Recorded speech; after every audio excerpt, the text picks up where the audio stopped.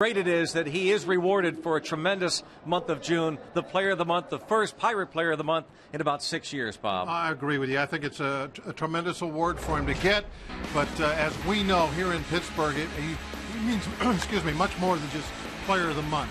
I mean, he has done it in April. He was our only offense in April, most of our offense in May, and now he's had this great June, and he's gotten rewarded for that. It's fantastic.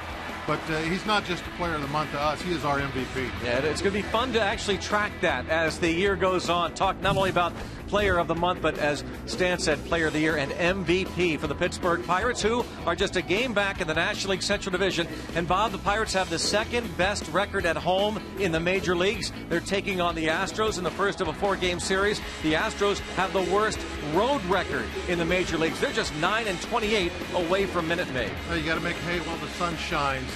If you're going to be serious about winning something, and we certainly are, we have to win games like this. Teams come in that have a bad record into your ballpark. You got to beat them. That's just what you have to do. We got J-Mac going for us tonight. I like our chances. The Pirates have won 12 of their last 15 here at PNC Park. They begin the final homestand before the All-Star break, and yes, J-Mac, ace on deck. He is 12-4 lifetime here at PNC Park. Bucks and Stros are next.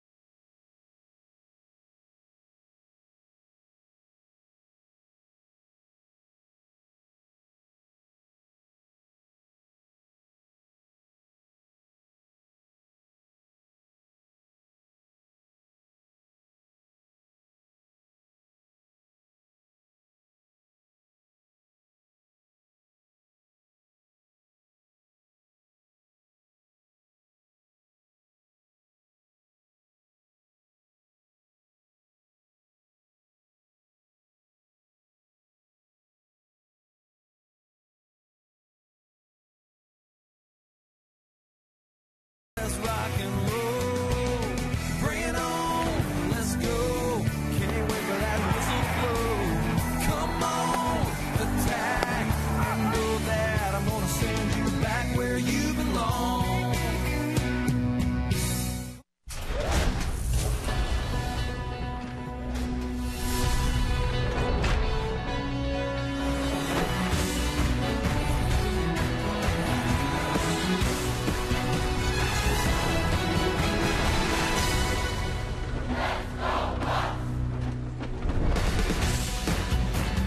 Welcome to Pittsburgh and PNC Park, and of course the regatta going on and the powerboat racing championships will be underway in a couple of days. All part of regatta festivities, and the Pirates are back home for the final week before the All-Star break. And folks coming off the Gateway Clipper, getting ready to see the Pirates and the Houston Astros. Game 1 of 4 before the Giants come in Friday night. And James McDonald leading his Pirate teammates onto the field. As we said, the Pirates here at home 23-13 this year. Looking to keep that good record going this week. And a beautiful night for baseball. The Astros starting lineup under Brad Mills. Jose Altuve is their all-star representative. And look at those good numbers on the road for Altuve. Jed Lowry will follow, then Carlos Lee, still an Astro. Brian Bogasevic is in right field. J.D. Martinez in left. Jason Castro behind the plate. Scott Moore at third base. Jordan Schaefer and Jordan Lyles for the Stros. We'll take a look at J-Mac's numbers, brought to you by the Western Pennsylvania Chevy dealers. Everything is looking great. Absolutely fantastic year to this point. If he would have had a few more wins, get over that 7, if he would have been up in double figures, I don't know how they could have not picked him for the All-Star game, but maybe that 7 wins could have been what held him back. And who knows? I mean, he could still end up being there with the injuries and such, so don't count J-Mac out just yet. There's always changes between now and the actual game. Andrew McCutchen was a late addition last year. Kevin Correa as well, but this time Kutch is in. Thanks to the players. And we're underway as Altuve gets backed away. Ball 1. Pedro Alvarez, more precaution. Had his legs cramp up on him yesterday and was removed from the game, so not in there in the starting lineup tonight. Clint Hurdle said he is available. Rod Barajas was originally in the starting lineup, but that knee acted up on him again, so Michael McHenry catches J-Mac, and it's 3-0 on Jose Altuve. And McHenry has really responded to the extra playing time that he's been getting. That offense. 4-pitch walk for James McDonald. Last time out, he walked a couple Phillies. He went 5 2/3, and for the first time gave up more than 3 earned runs in a start. Still got the win. The Pirates outlasted the Phillies 11-7. You would think he'll be a little amped up tonight, wanting to prove to everybody that even though he didn't get selected for the All-Star team, that he is All-Star caliber. Didn't have to prove that to us, though. 12 steals for Altuve, caught 5 times. Just 5'5". 22 years old and named to the All-Star team for the first time. Garrett Jones holds him on.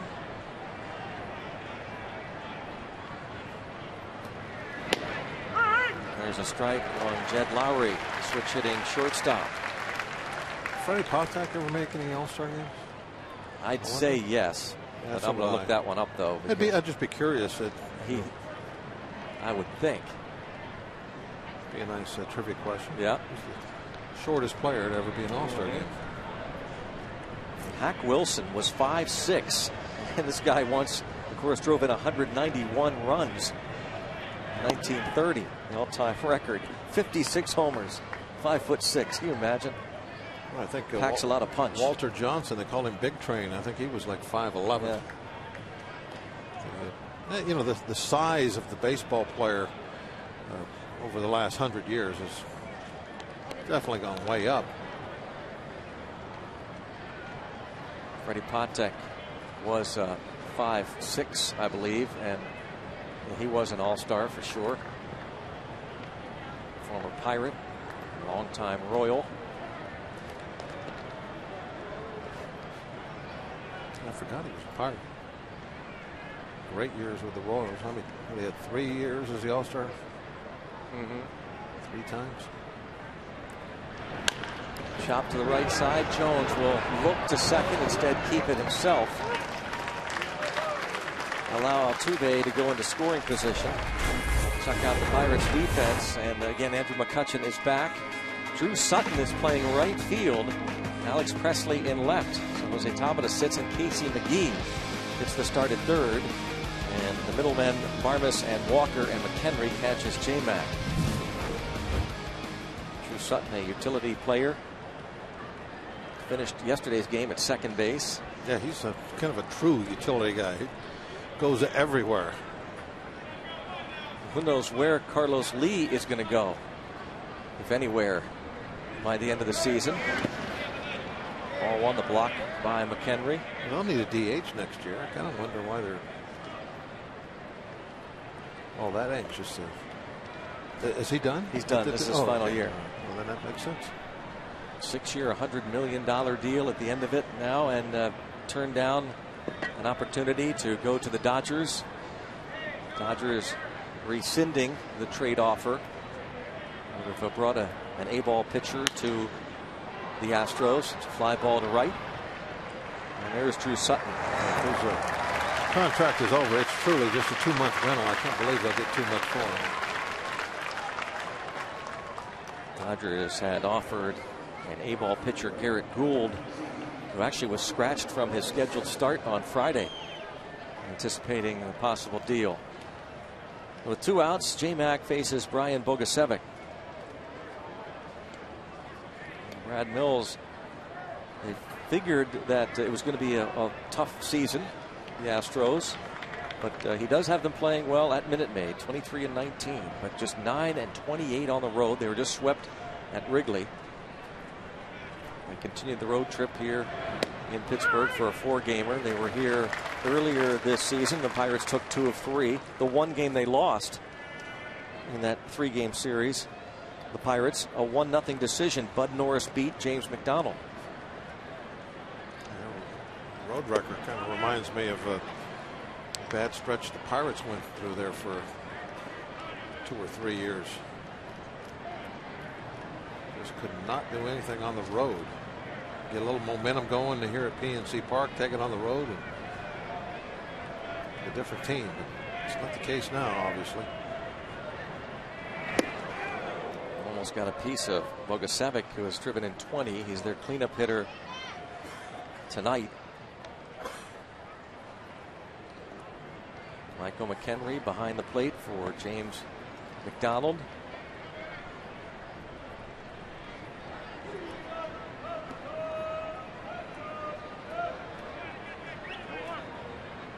J-Mac's 3 losses came in San Francisco in April. We're talking about the loss to the Astros here on May the 11th. And 4 starts back in Cleveland against the Indians.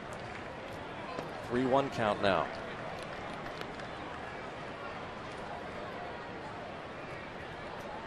Lefties hitting just .211 against James McDonald. Righties even better, 187. 6th lowest ERA in the league. And another free pass. 2 in the first inning.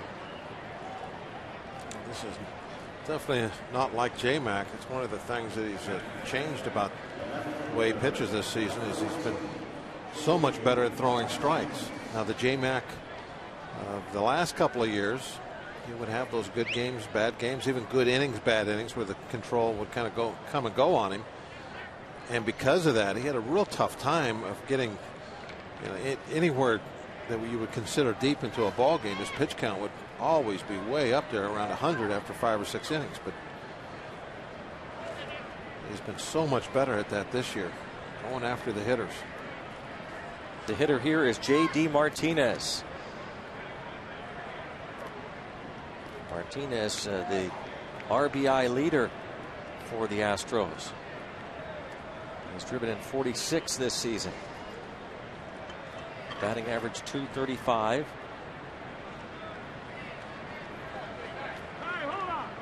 Time called. Greg Gibson, home plate umpire, called time.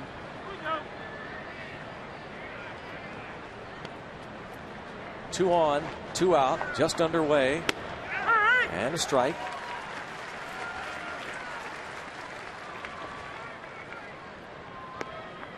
Martinez made his big league debut July 30th of last year. Since that time has driven in 81 runs. It's in the top 10 in the National League in that span. A couple of strikes on him. Breaking ball from James McDonald. Looking at the way he takes this, I thought that he saw it.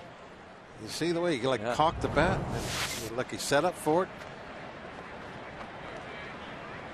Well, obviously, that wasn't the case. Took it right down the middle for strike 2. A little flare to right field, drops in for a hit, and the Astros take the lead. And McHenry has to scramble as Jones guns it toward the plate. Opposite field hit with 2 strikes. An 0-2 pitch brings home Altuve. You can see that J-Mac upset at the way the inning is going, upset at himself. He's walked 2 guys, and now he gives up a little fister for the base hit. The reason I say he's upset is because he stayed on the mound. If you see a guy, like right now, he should be going back up home in case his throw gets away. So it just shows me a little bit, because I've done that same thing where you're so mad at yourself. You forget the surroundings. You're just mad, and you end up not moving and doing whatever you want, and that's what he is right now. I guarantee you, he is upset at the way he has pitched this first inning, and there's no way he should have given up a run. 2 walks hurt him, and then a jam shot. A jam shot by Martinez, bringing home the run. Jason Castro, former first-round pick, 2008. Henry the block. Third Bogusevic. 1 ball and 1 strike.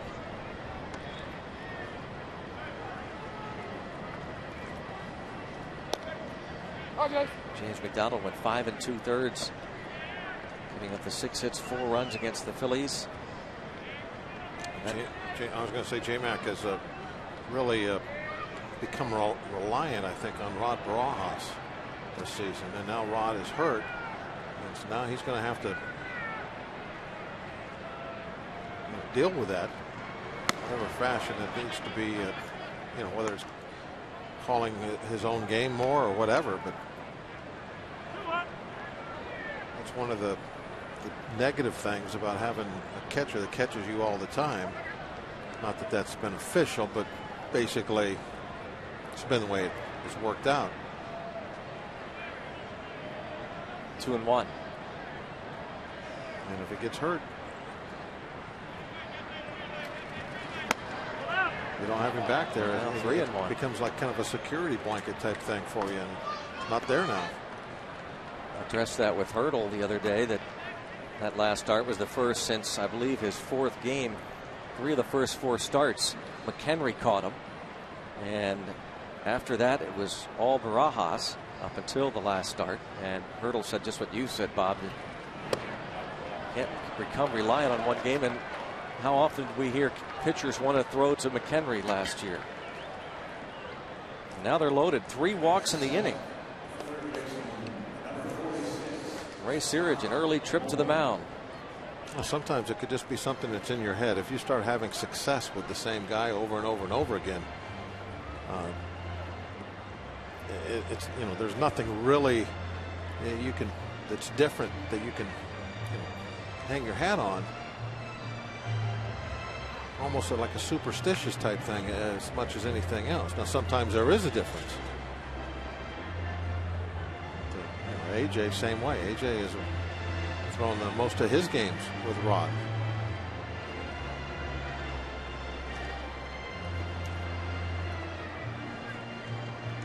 Three walks in any one outing, the most this season for James McDonald. He's already done it in the first inning. This is the type of inning that you would see J-Mac have last year, year before. But this season, this is totally different. There's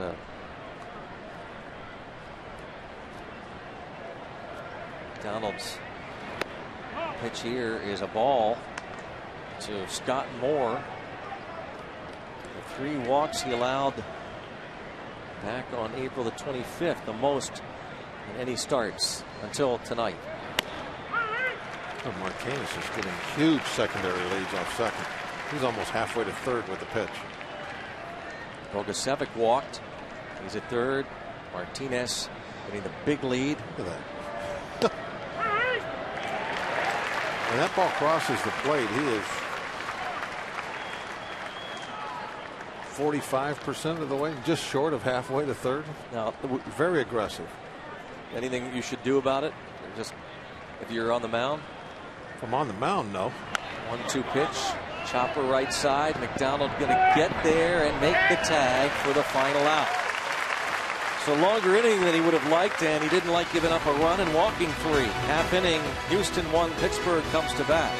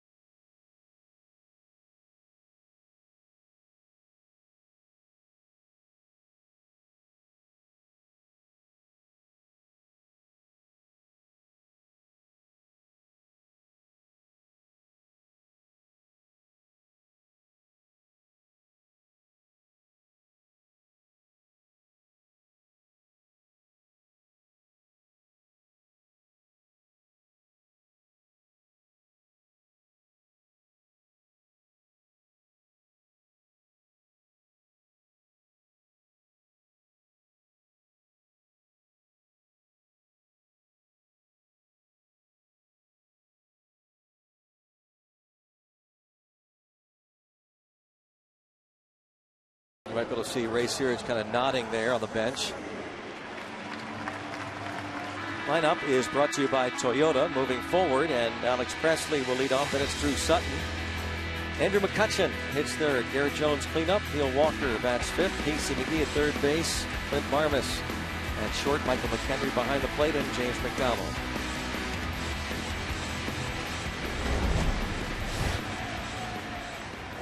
Jordan Lyles, his numbers on the year. His ERA of 4.59, but it's about a run higher on the road this year.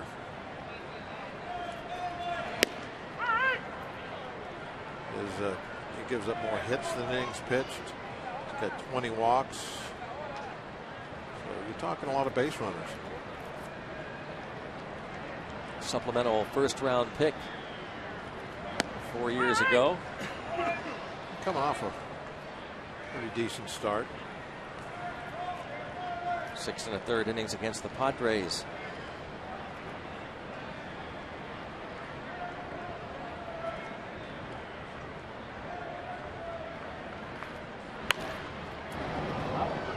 Breaking ball fouled off by Presley. That stays 0-2. Alex Presley has hit safely in 6 of his last 7 starts. He was 2 for 5, had a triple yesterday.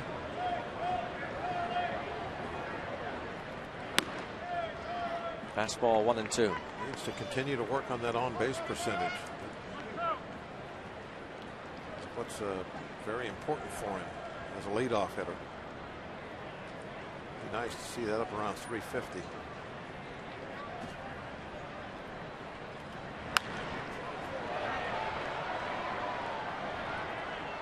Stays a ball and 2 strikes on Presley. Started the year with a big league club. Went off to a pretty good start, then slumped. Sent down to the minors. He had a start of the year with a pretty decent hitting streak, didn't he? Yeah. Just somehow fell apart from one spot that is really giving him a hard time is that outside corner.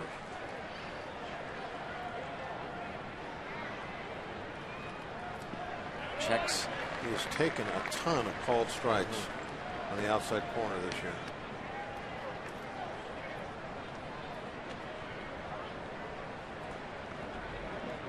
J-Mac thinking a little bit about that first inning. I think that you don't have to think any further than throw more strikes. That's all. Oh, he's worked it to 3-2.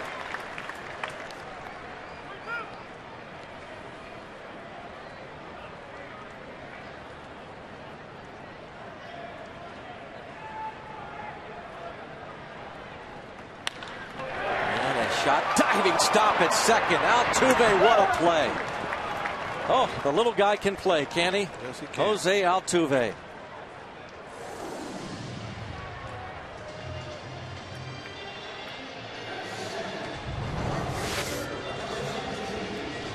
are some bright spots for Houston.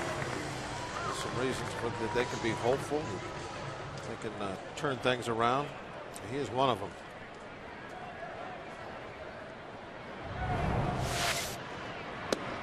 Alex Presley robbed of a hit by Jose Altuve, and ball one on Sutton. The only way to truly know about a guy's defense is to watch him every day for quite some time.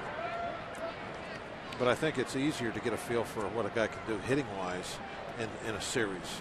Maybe a couple of series you see somebody maybe 6-7 times a year, and they certainly have been impressed with the way he can swing the bat. And now Sutton thinks about trying to bunt for a hit, and the bobble, and he is safe. If Lyles fields it cleanly, he can get Sutton. I think maybe they would have still had him. That would have been a better throw. It's going to go as an E1 on the bunt. Third, center fielder, number 22, Andrew McCutchen.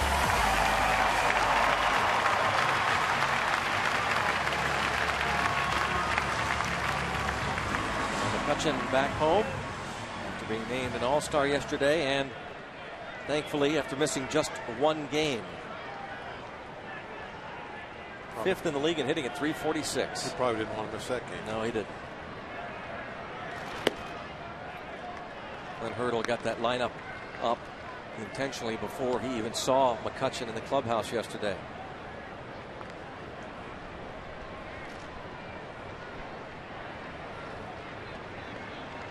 McCutchen tied for 7th in the league with 15 home runs, tied for 6th with 51 RBIs. So this was the scary moment on Saturday. Came in, made a great diving catch. The wrist got bent back just a little bit. You could see him grimace a little bit there in pain. It was okay. You know, thinking back on it, Greg, if that never happened, that catch, that play never happened, yesterday would have been a perfect opportunity to give him a day off anyway. The extreme heat. It had been a great road trip up to that point. You'd already taken the first 2 games in a 3-game series against a team you really needed to beat, somebody you're competing against in your own division. If you're going to give one of your star players a day off, that would have been a perfect day anyway. It worked out great. 2-1 on McCutchen. On base percentage of .401 is the 5th highest in the league. A slugging percentage of .539 is 4th highest. He's already collected 97 hits.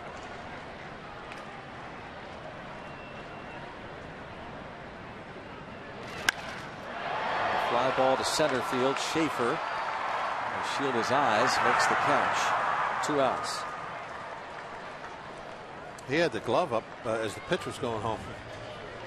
He is really battling the sun right now.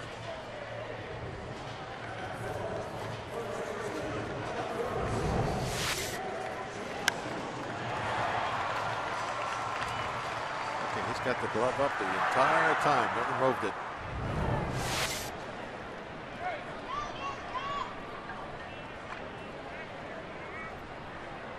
Garrett Jones at the plate, hitting .251 with 10 home runs, 30 RBIs.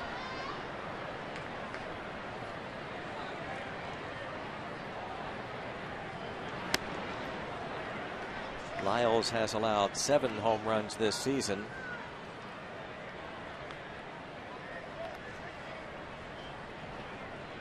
Odd stat, and a good one as far as Lyles is concerned. Cleanup hitters batting just 174 against him. That is kind of an odd stat.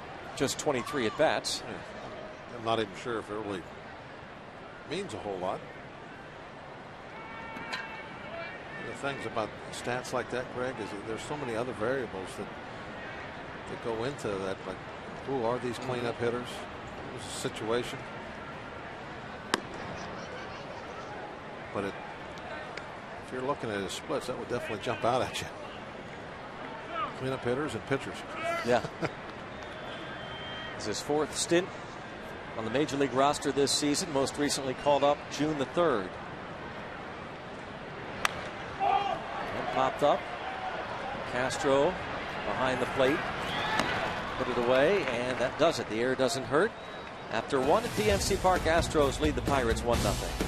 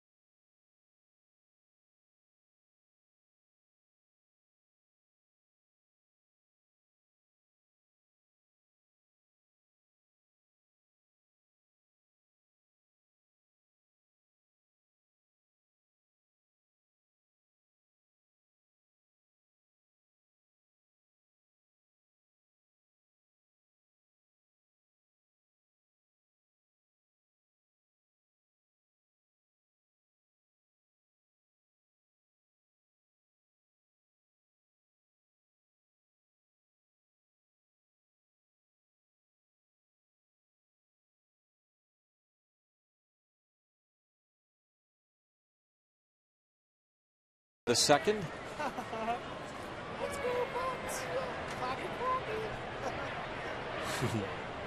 Well, this is where McDonald really needs to prove everything is fine now.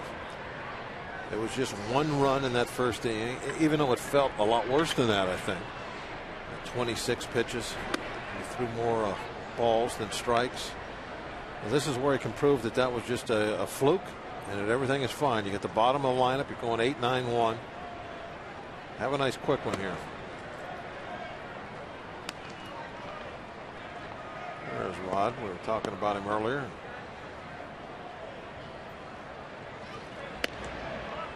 Well, he has done most of the work for McDonald and AJ, for that matter.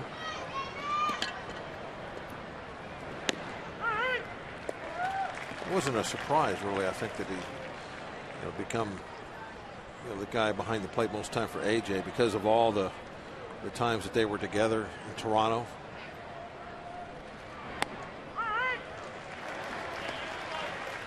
Three and 2, and because they're tied at the hip, it seems, J-Mac and AJ, maybe it's not a surprise that Barajas became, in essence, McDonald's also personal catcher. Maybe it's not a coincidence that that happened after Burnett joined the team.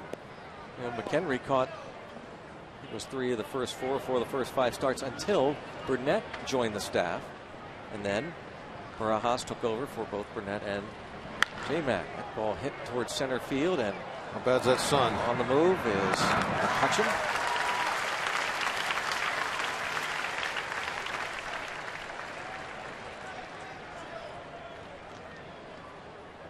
Brings up Jordan Lyles. Catcher ERAs, if you're into that kind of thing. Talking about numbers earlier, Bob, about pitcher Jordan Lyles and how. Well, basically, I mean, hitters. you can look at the teams that those guys play for, and those are your best pitching staffs. So it makes sense that the catchers for those teams would have the good ERAs. At least whoever the #1 guys are. Out in front of his mound opponent, 0-2, Jordan Lyles. Takes care of him. And that's the way to do it. 3 pitches. Let's get to the Rivers Casino tips to win. Well, the Pirates love being at home, especially pitching. We've already talked about McDonald, the 1-something ERA at home this year. It's 2 in his career. He's always pitched well here. Hit a ton of home runs on the road this year. We got to bring that home. We got to start hitting more home runs. It begins tonight. And Kutch, he's going to do something special tonight. I got a feeling right here in front of the home crowd. PNC. If you're watching, Rock.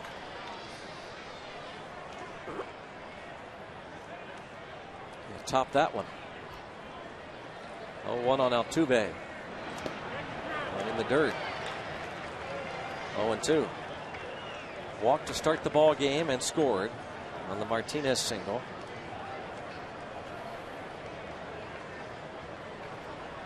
Good to be here, isn't it? Home sweet home. Look at this. What a sight this is every night. Never gets old. Oh, nice stop at third by McGee. Must have been playing there all year. What is this? He can play some infield no matter where he's at. Casey McGee, just his 6th start at his old spot, the hot corner. Tremendous play to rob Altuve of extra bases.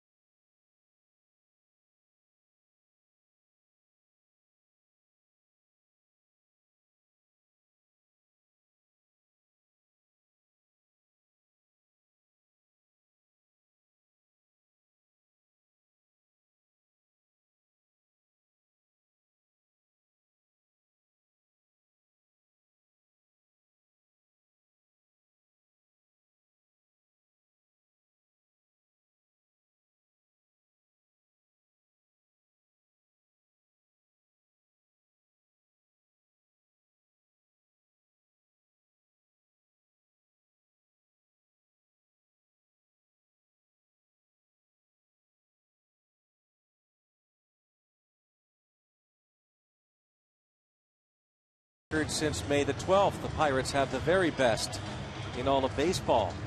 15-5 here at PNC Park. And we invite you to come on out tomorrow night, 4th of July, afternoon game on Wednesday. The final game of this series Thursday night, and then 3 with the Giants.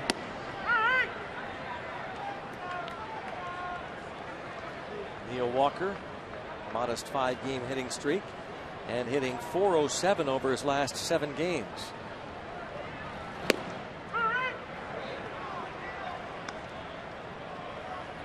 Oh, 2 count. Lefty's hitting .320 against Jordan Lyles this season in 9 starts.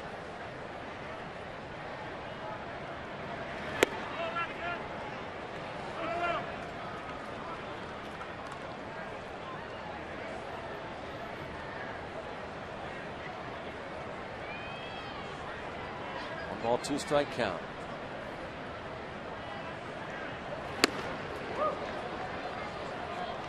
Coming in on Walker, 2-2. Yeah, definitely want to work him inside. If you just watch those catchers, which way they move, you can get a good feeling what the opposition thinks, what their scouting report would be. When they go hard, they go in. A little something soft down and away.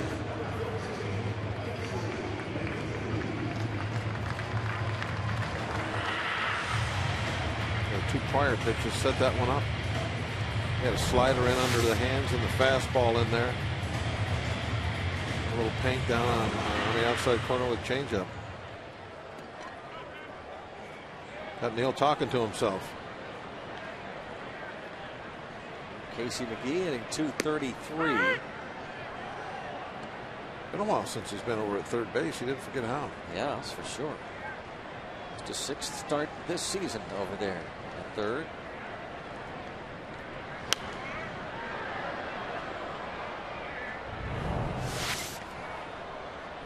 Another look at the play.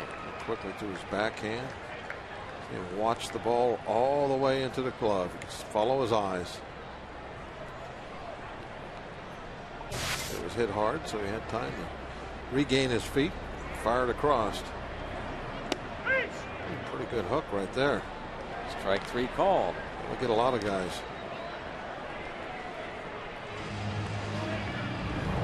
This one's got some pretty good bite on it.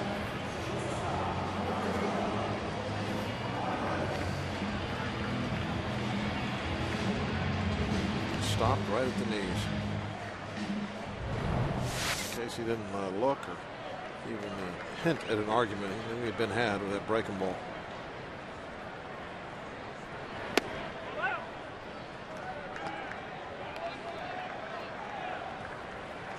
All 1 to Barmes. 2 out of 3 with an RBI in yesterday's game.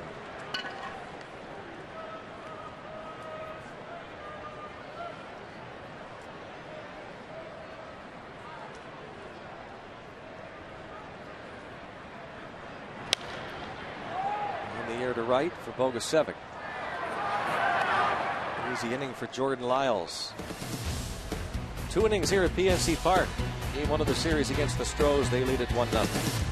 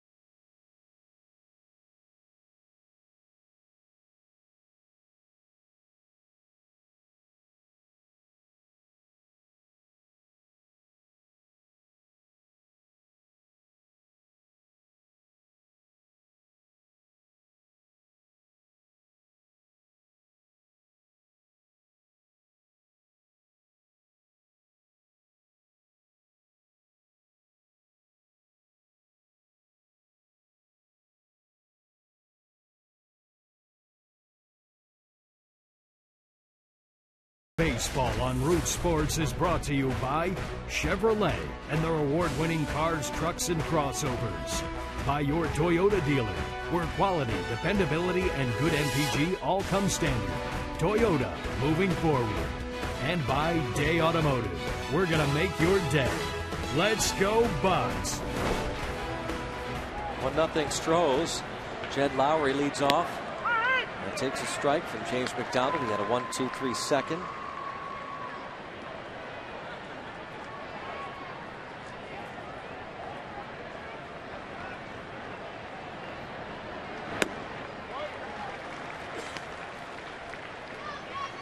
Got Lowry to ground to first.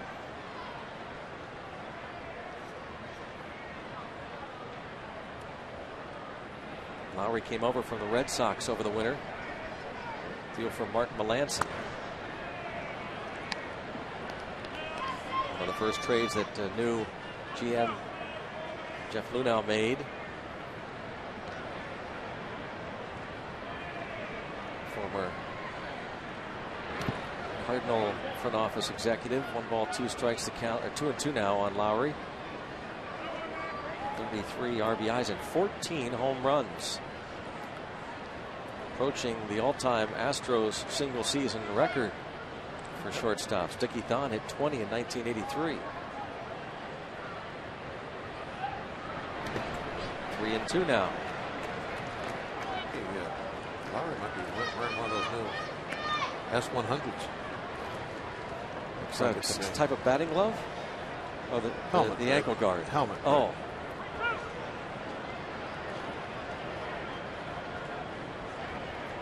We talked about that the other day.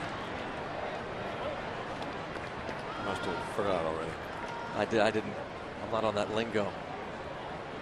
But you might be talking about the new microphone headsets that we have, the A2000s. Ricky, did you tell Bob about these new? He likes to know all the technical terms.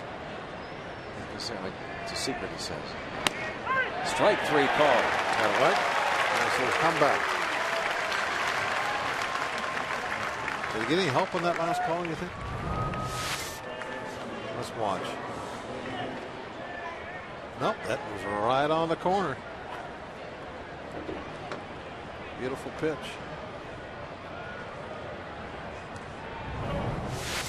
To go back and take it out on the S100. Yeah.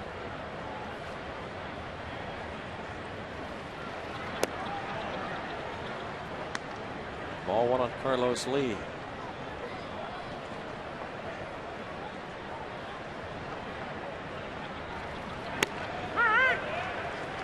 Lee has one of those old school helmets on. You can see the difference. It's much thicker.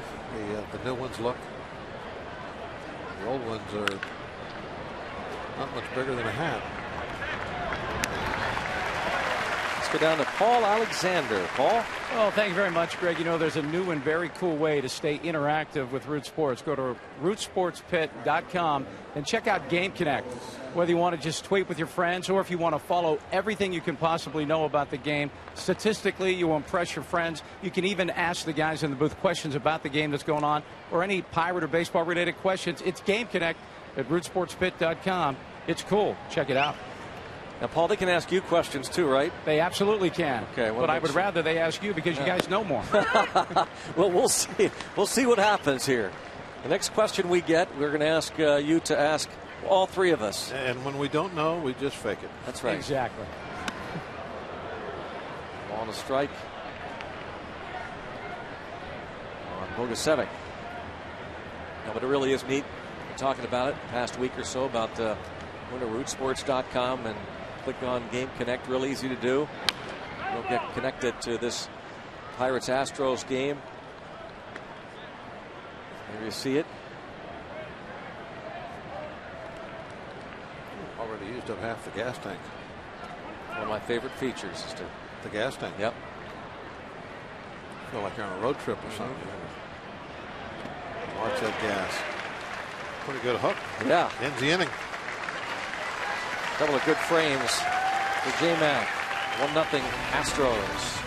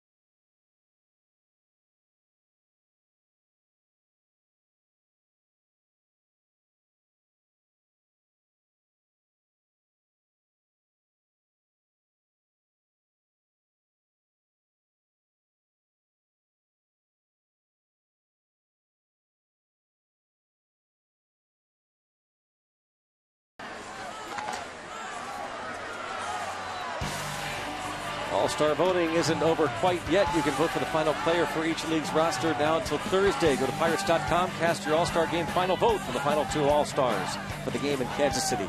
Vote at Pirates.com or on your mobile phone. You see, they're responding to a chant. My nephew Blaze did this about 6 years ago here at this ballpark, and he's trying to get people to catch on to it, and they are "Arg like a pirate," and they're doing it. That young group over there. And what's so cool about it, Bob, of course, they dress the part. Don't you love that? Oh, I love it. Last year was amazing. In the middle of the summer, starting about now, is that almost everybody that came here had some kind of pirate garb on. It was awesome to watch every night to see the different costumes. And I expect it'll be the same this summer. Definitely getting into the heat of things now. We got a taste of that on the road trip.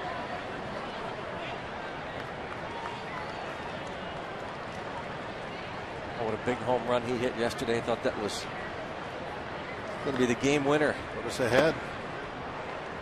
He strikes out. That's 3 Ks for Jordan Lyles. Talking about the All-Star final vote. Pirates.com, and here in the National League, former Astro Michael Bourne, David Freese, we just saw him, Bryce Harper of the Nationals, Aaron Hill of the D-backs, and Chipper Jones of the Braves. Who do you think, Bob, will end up winning this? I'm going to say Chipper Jones. Yeah, if I had a vote, I would go with Chipper Jones. Obviously, his stats aren't all-star worthy, but final year of a Hall of Fame career. I felt the same way when Ozzie Smith made the All-Star team. In fact, I think he even started. Maybe I'm just remembering wrong. At what was the name of the place next door here? Three Rivers. And he didn't have the numbers to be there, but I sat in the stands with my sons, and they were obviously a lot younger then. And first time I ever got to sit at a ball game with my kids. I was always in the dugout or up here in the press box. And it was neat to watch Ozzie Smith out there at shortstop and to talk about him with my kids and talk about all the great things he had done in his career. And they had a chance to sit there with me and watch him play. And even though he wasn't having an all-star season, I thought that was fantastic. Yeah. And that's my explanation of why I would like to see Chipper Jones on that team in Kansas City. I think it makes sense for those reasons, and the fact that he's calling it a career. What a nice touch it would be, a farewell to Chipper Jones, that he would appear in the All-Star game in Kansas City. 2 up and 2 down for Jordan Lyles, back-to-back Ks. He's starting to feel good. Pirates looking for their first hit. See if the second time around doesn't do it for them. Now, Presley looks as though he's going to lead off the first inning with a base hit, but Jose Altuve robbed him.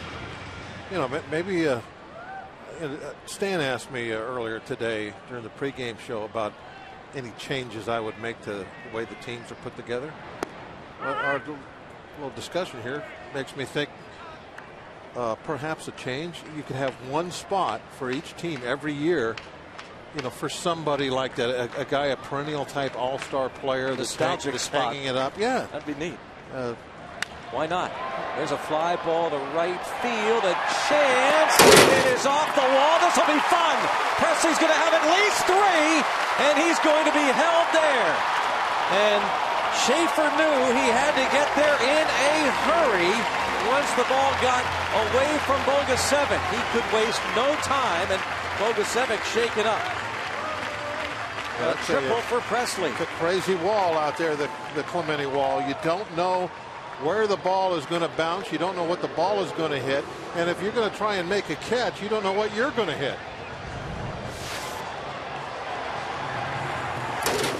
Oh, he climbed up there. He sure did. He gave it a good effort. He got up there by the R in the American League sign. I'm going to try and scale this wall. That's a heck of a try. That's one of the best efforts I've seen on that wall. He got his cleats into the chain link fabric and used that to spring himself up high. Great effort. That would have been the catch of the year by far if he'd have pulled that one off. Sutton now with Presley at third and 2 outs. Good block by Castro.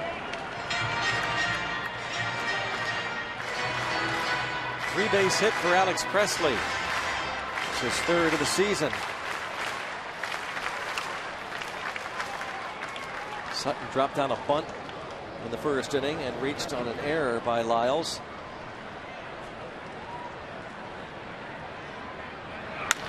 And a stab by the pitcher to rob Sutton. And the Pirates have a run. Still 1-0 Houston through 3.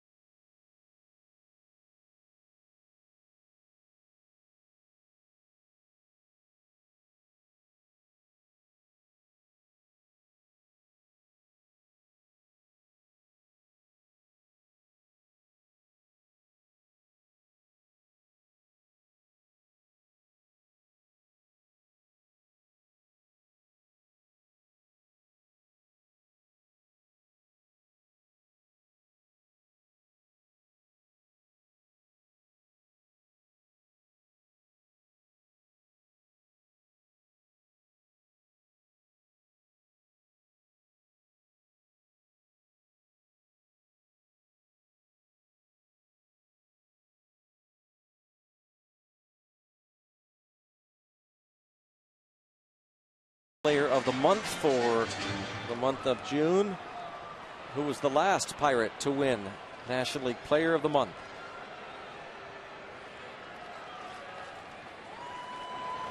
I know, Greg. All right, what do you got? 24 years All right. old. Root for the Pirates to score today, 24 years old. Speaking of birthdays, by the way, Victoria Voljanik turned 19 today. Richie works our scoreboard crew, and he asked us to pass along happy birthday wish to his daughter Victoria. Goes to Wheeling Jesuit College, so happy birthday to Victoria V. 19 today.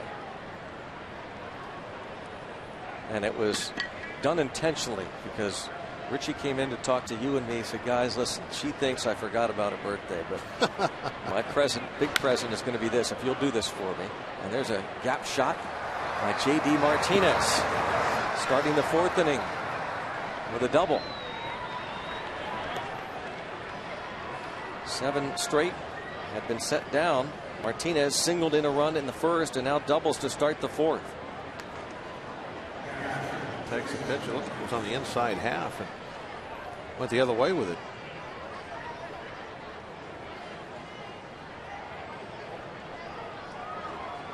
Second hit, both belong to Martinez. Jason Castro walked his first time up.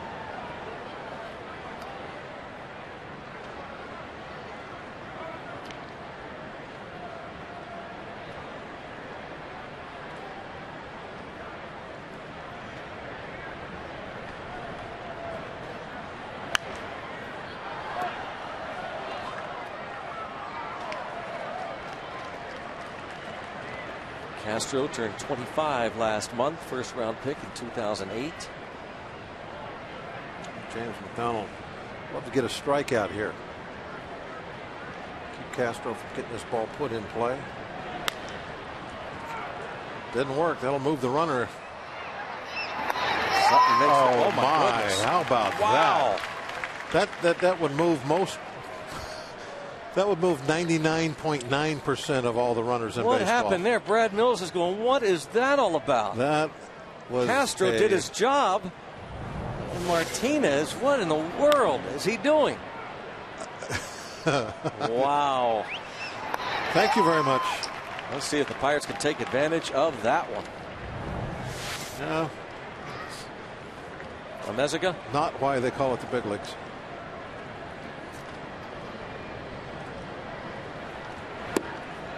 That's not Dave Clark's fault. No, that's the you know, there is a lot of things that you know etched in stone when you play baseball.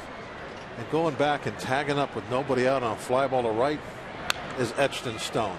How you could not do that, I have no idea.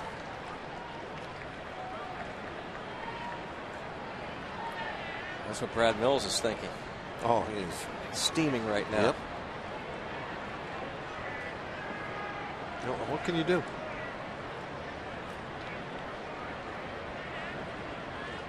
You know, you throw things, scream and yell. Can't play for him. Great block there by the Fort. Yep. Threw the stockade up. Yep. In pain, but not showing it. Rod Barajas.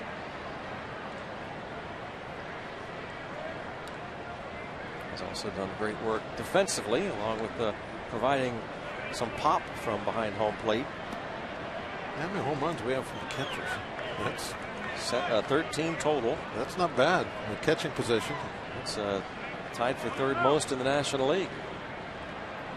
The Rockies catchers have hit 18, Cardinals 14, the Phillies and the Pirates 13. 1-2 on Scott Moore. And another block, and it's 2-2.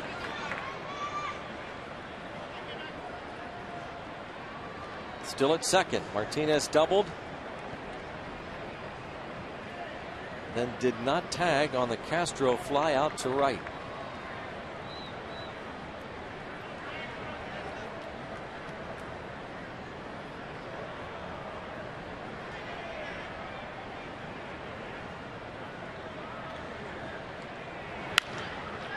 Oh, another great stop by McGee. Casey McGee. Fabulous play. Back at the hot corner tonight, and Pedro likes it.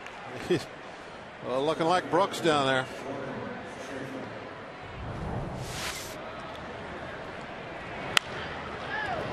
Quick reactions.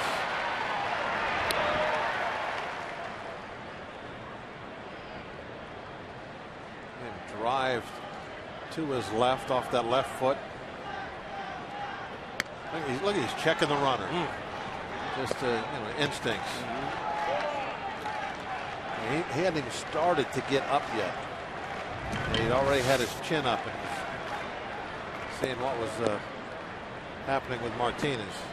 Making his first start at third base since June the 10th. Martinez kind of feel a little conflicted out there right now. He wants to score, help his team out. But if he doesn't score, and the third out is made, he didn't have to go back to the dugout. Someone will bring him his glove, and he could just go to left field. How about that? He doesn't want to really go to the dugout right now. He doesn't want to talk to that man. I'd like to score, but on the other hand, I would rather just go to left. Yep.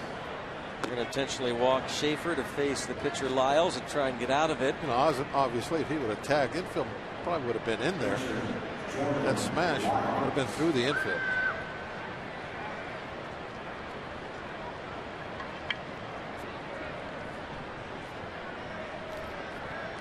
Off double, and still there now with 2 outs.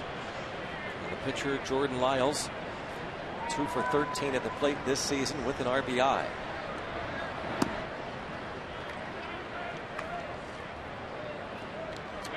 The way he takes the pitch up there, looks like he knows what he's doing a little bit.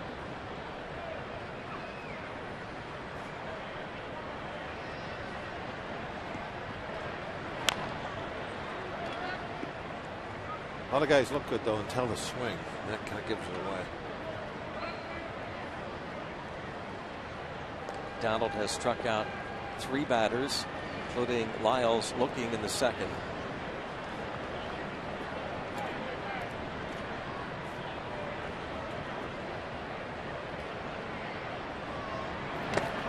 Checks.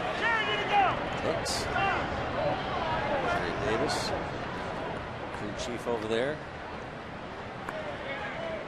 I like the way you can hear the crowd mic. Jerry, did he go? Yeah, Greg Gibson yelling that. It's like you could be at home, but it sounds like you're sitting behind the dugout. Hear everything. Well, now it's 3-1.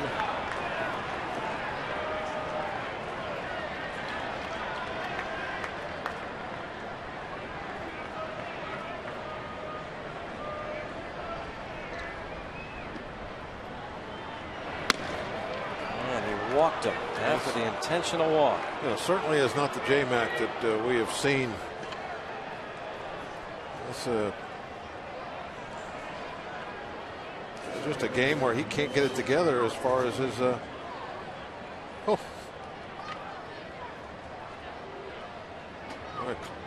Talk about being upset. Clarkie met him before. Yeah, that takes this little bit of the sting out of it. Then he finished off. He finished off there though, just talking about scenarios right now. You know, watch a wild pitch, that sort of thing. But that first little discussion right there was about why weren't you over here with me earlier? I was about to talk about the pitch count with James McDonald. That this is so much like a game last year he would have. It's just 1-0. The numbers aren't all that bad, but the pitch count starts to get up. He's in the 70s now, and we're only in the 4th inning. So a little bit of a step backwards tonight. But this will be a test. Does he keep it together? You know, body language out on the mound. This year he has been so emotionless out there, not showing if he's upset about anything, working fast. I still see that. So right now, regardless of what's going on around him, he's getting the ball, he's getting back on the rubber. He wants to work fast, and he's not yelling into his glove or anything like that. McGee handles that kind of in between hop perfectly. He's been a big part defensively, keeping this a 1-0 deficit. Casey McGee has made a couple of fabulous plays, robbing Altuve in the 2nd, and here more in the 4th. 1-0 Houston.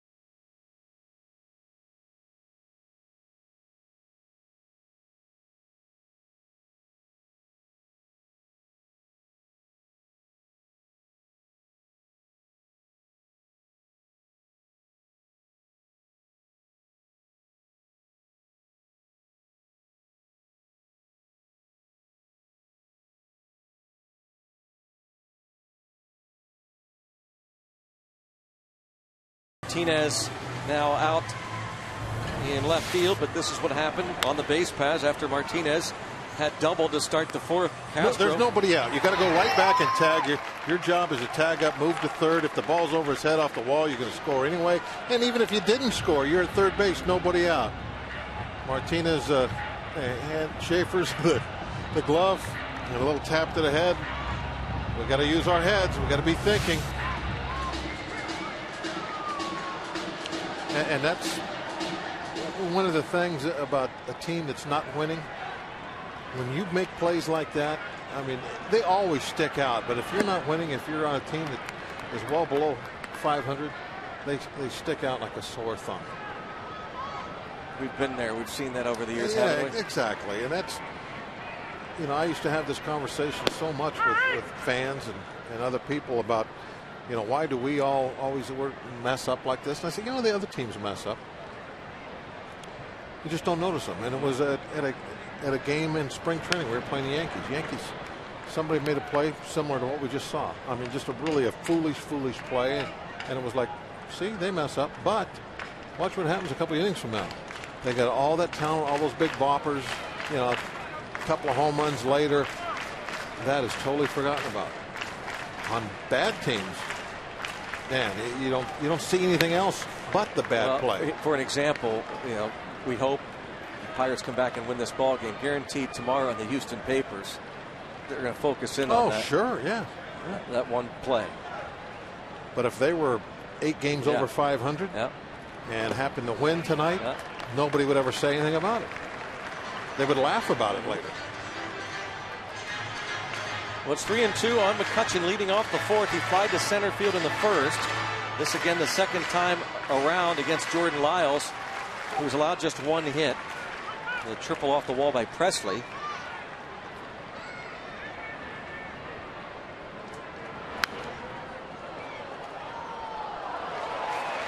Trivia question involving Andrew McCutchen, the player of the month for June in the National League, named today. Who was the last Pirate to win the National League player of the month? Roberto Clemente. Jason Bay in May of 2006. Thought you said you knew. You told me always to guess Clemente and you got a good chance of being right. You told me that. That is true. And a base hit for McCutchen. Let's get something going here now. That is 98th hit this season. Pirate garb. Arg like a pirate, young man. Right. Yeah. There's the look. Fastball right on the outside corner. What do you do with that? You hit it hard. The GH cam shows you what to do with it. Now, if you threw out all of McCutchen's like little soft base hits, soft bloopers off the end of the bat stuff, jam shots, throw those all out, he's still hitting over 300. He'll be hitting about 340. There's a drive to right of it. It's fair. It is gone. It hits the pole. G.I. Jones clear the deck. Cannonball coming. Arg. 2-1 Bucks. He hit that one so hard we didn't even have much time to root for it. That truly was a cannon shot right off the pole.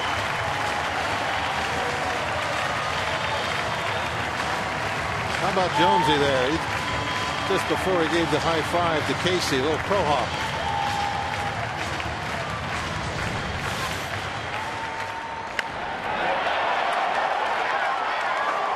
What a great look that is. I'll tell you, he is a very popular bucko. Did you see Lee? That shot as he grounded it. Lee never even turned around. Oh, that's a great shot. Players love Garrett Jones. Watch this angle. A bong. Bucks now with the lead.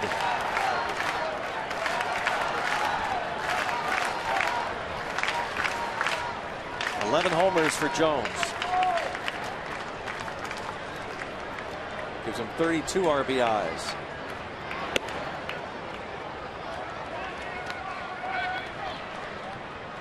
Garrett is well liked by his teammates, isn't he?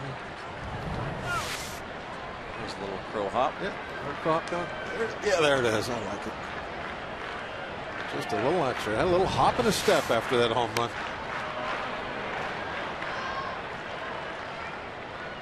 Neal has got a little limp in his step. With that front leg. That foul ball.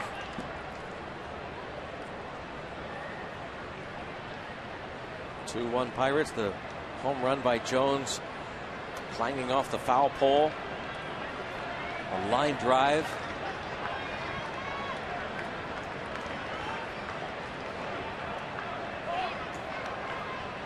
...38 career home runs now for him. here at PNC Park. His 6th all-time. 4 behind Aramis Ramirez. And Walker just gets a piece of it. Who's the leader? Brian Giles? I would think it has to be Giles.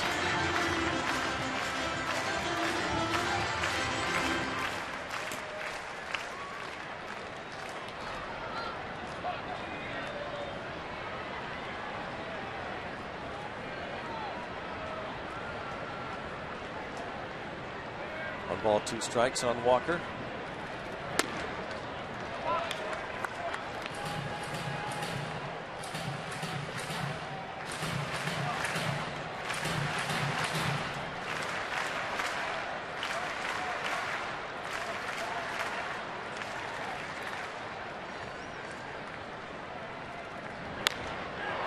Fly ball to right. That's got a shot. Got the distance. That's got a shot. And that one hits the pole. Back to back.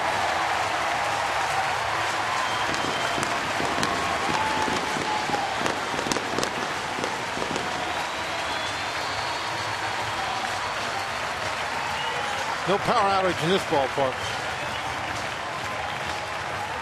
Number 5 for Walker. Not only do the Buccos go back to back again. It's that 3 times in the last couple of weeks. They hit so many home runs, I'm losing track. It's the 5th time this year. They went back to back on Friday.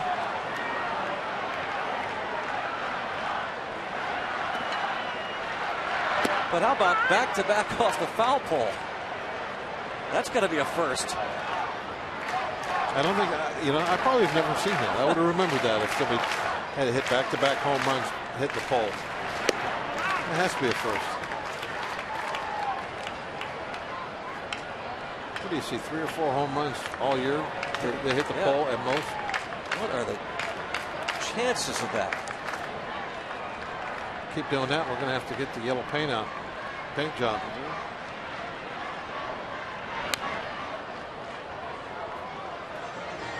Walker goes deep for the 5th time. Gives the Pirates a 3-1 lead.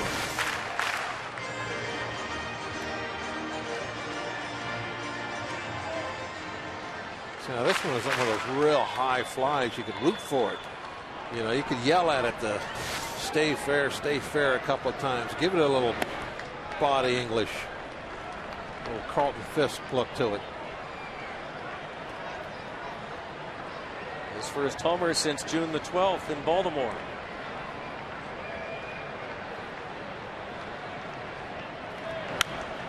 Long balls continue now into July. McHenry homered yesterday. And now Jones and Walker go deep tonight. The Pirates have now homered in 10 straight games. First time since September of 2005.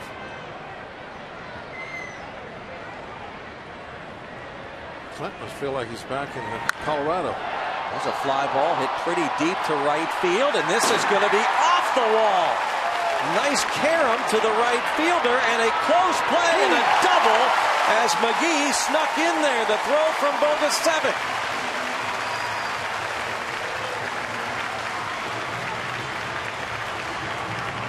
Tell you what, in the midst of all this stuff, Bogusevic is playing some pretty good right field.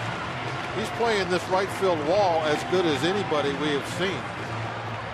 He came really close to making a phenomenal catch, and now he played that right. He got back a little bit, knew he couldn't catch that one, and put a beautiful throw after getting that rebound right on the bag. Wow. Was this close? Yes, it was. The throw is there. Tag just a smidgen late. Phil Cuzzy on it. I don't know if you noticed before, Greg, with the Garrett Jones home run off the pole, Bogusevic was there to catch the rebound on the fly. No, I did not. He is catching everything out there. Well, I'll tell you what, the Pirates have found that they are liking that Clemente wall. The last 4 batters, 2 have gone the other way, 2 have pulled it that way. McCutchen went to right. Jones and Walker hit home runs off the pole and right, and now McGee doubles to right. And there's nobody out. No time to stop. Let's get another run out of this inning. Up the middle, they will get another run. Yes, indeed. Clint Barmes gives the Bucks a 4-1 lead here in the 4th inning. The second time around against Jordan Lyles.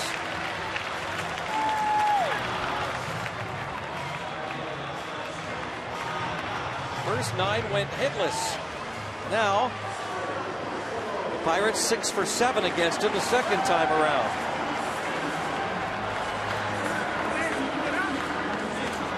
Casey McGee wants to get his home batting average up. Good start. 1 for 2 tonight. Still nobody out. Look how shallow Martinez is playing in the left. Guess he hasn't seen the fort lately.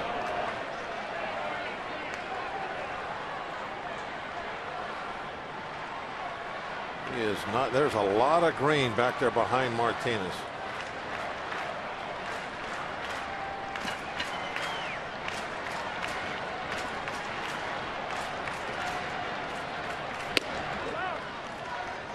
Now the bullpen starts to loosen as Jordan Lyles, you can see, opponent's batting average against this season. First time through, 222 second time, and the third look, they really like what they see. Lyles needs to make some adjustments. Michael McHenry Come on, hitting it baby. deep to right field. Oh, Just foul. My goodness. They are keeping Bogusevic on his toes. This is a lot of fun, isn't it? What would you have said, Greg, if that would have hit the pole? I don't know. Oh, you would have said something. This is. I'd have been speechless. This is something. Michael McHenry now with 6 home runs on the season. What a job he has done filling in. 6 home runs. He doesn't even have 100 at bats yet. He's got 92 at bats. A career high 7-game hitting streak for him.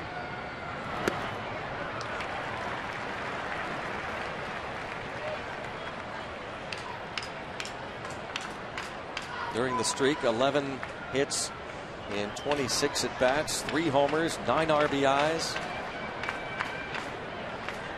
Went 10 for 22 on the road trip.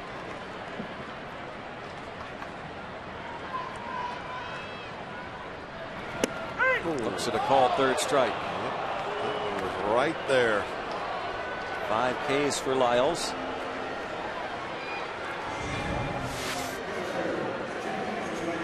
It just froze up on that one. He thought it was going to stay high. Gave up on it, and it bent right down into the top of the zone.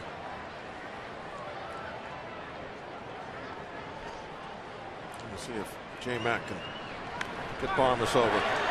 Nicely done. Nice. Oh, thought that one was going to stay fair. I'm very surprised that they let that go. That is a gamble, big time gamble. Lyles and Carlos Lee. You let that go. What if it died right there on the chalk? And you have an out in front of you. You pick that up. You got an out.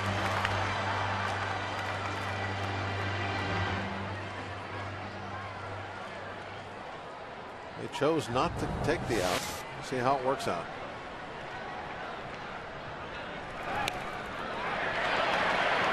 J-Mac gets the job done beautifully.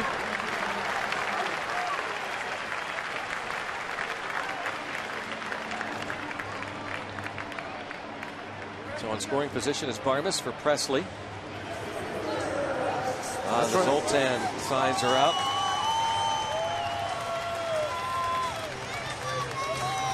I see a Friday T-shirt with Zoltan. You probably will. You probably will.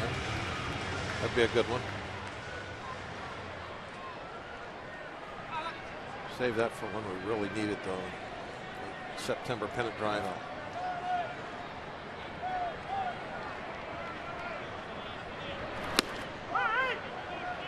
There's one of those fastballs in the outside corner. It's almost like bad luck. No matter how bad the pitcher that's facing Presley is, like having what kind of inning he's having, he paints outside corner to him. Well, Presley said recently that one of the things he started to do, there's a good pitch right there. 2 in a row. Yeah, that was right there. 2 in a row. What are you going to do with that? Yeah, he has said the difference is now he's laying off those pitches. That, as you and Rock and Steve have talked about, picking out a spot in that zone, and I guess at times you have to tip your cap to the opponent. Maybe you got a call there. Well, I've seen him take a lot of those this year. This time swings and misses at the pitch in the dirt. So the strikeout ends a wild bottom of the 4th inning, but they found a hole that they like in right field.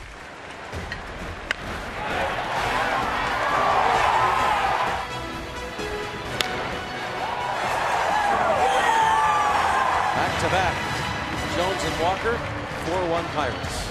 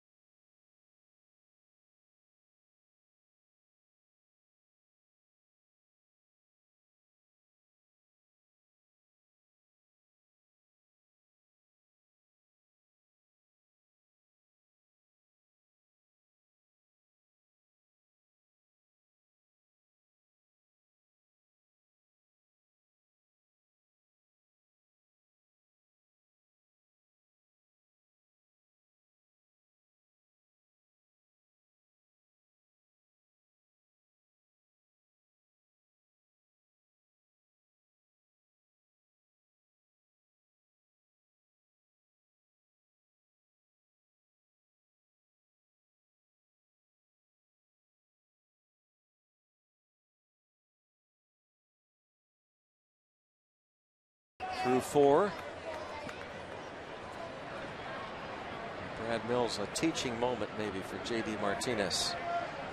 You have to turn it into something positive, and that's exactly what I was kind of talking about earlier. What do? You throw things, yell, scream. Well, what good is that going to do? You have to do what he is doing. Calm things down, and make sure that it just never ever happens again.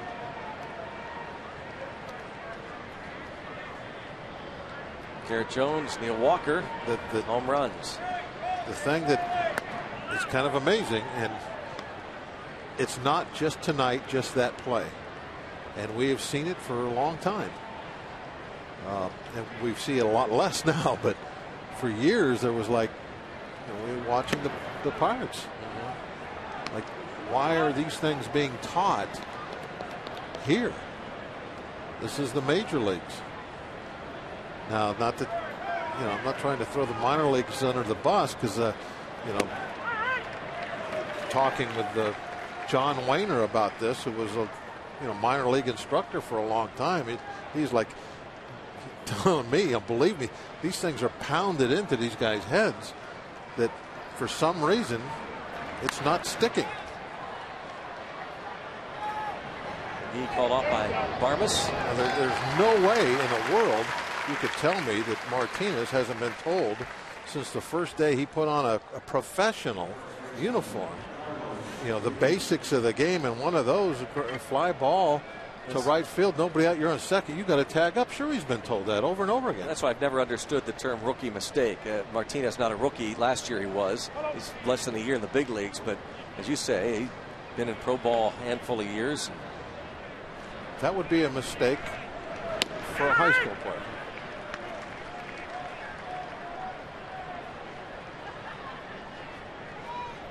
But all you can do, as we just said, you turn it into a teaching moment, which, you know, that's not what it's supposed to be at this level. You're not supposed to have to teach here.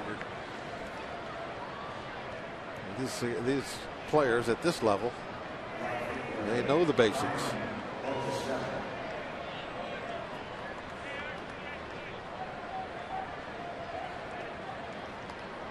Ryan Bogusevic has walked and struck out Carlos Lee. The base hit, third hit of the night for the Astros.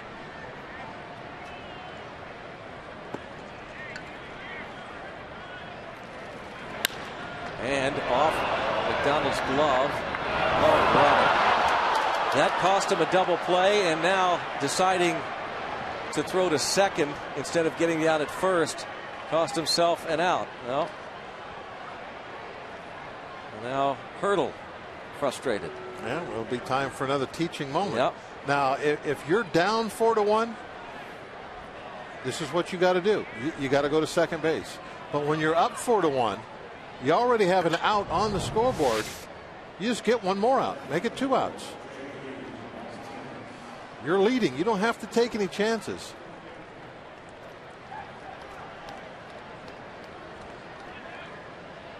Fielder's choice, error, McDonald. When you're behind, you got to take chances. When you're ahead, you just got to get outs. You don't have to take a chance, get the lead runner. Just always get an out. Every play, get an out. Here is J.D. Martinez, who has 2 hits and a double play possibility. Got to hurry. They do. Nice job. Great turn second. Fired up. Varmus and Walker. Turn 2.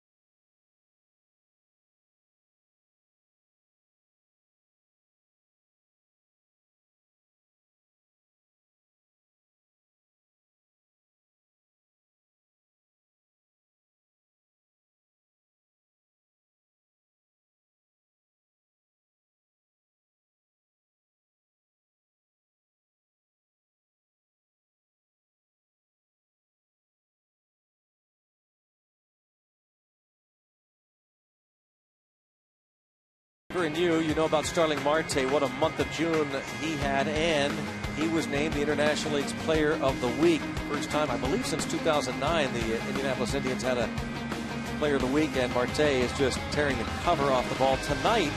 Interestingly enough, he's 2 for 2, and he's playing in right field. And our Game Connect, we have an email, the broadcast question from Casey at Portland, Oregon, with the recent success of Starling Marte. If and when do you think we might see him in the majors? Neil Huntington on his radio show hinted that Marte is doing everything he needs to do now, Bob, and not surprisingly, he wouldn't commit to when, but it sounds like it's close. Well, I think you already pointed out maybe the answer to that question. That he's in right field He's tonight? in right field tonight. Interesting. Yeah. And there's a shot toward the left center field gap by Sutton. He gave that one a ride, and that'll be the notch and stay in play. Keep going. Drew Sutton has himself a triple.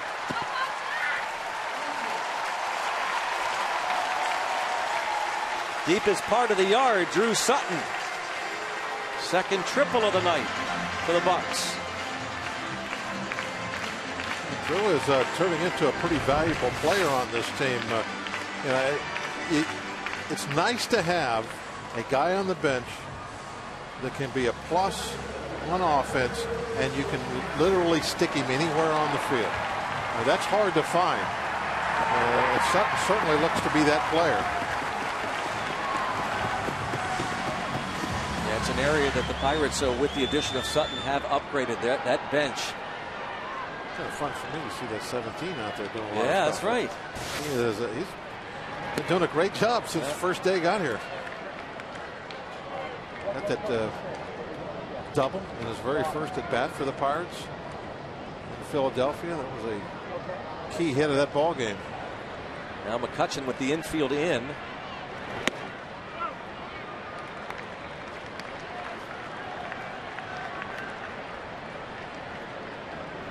(2-0) on McCutchen. 51 runs batted in. Jones on deck. Nobody out.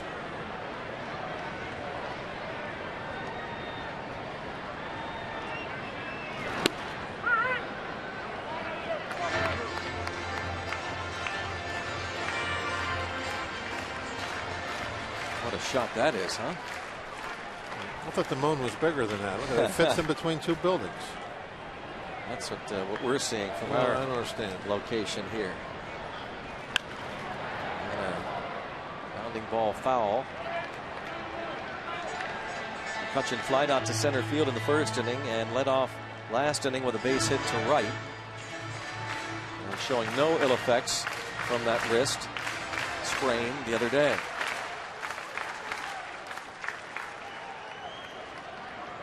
A week from tonight, he'll be in Kansas City. A week from tomorrow. 3-2. Game will be a week from tomorrow.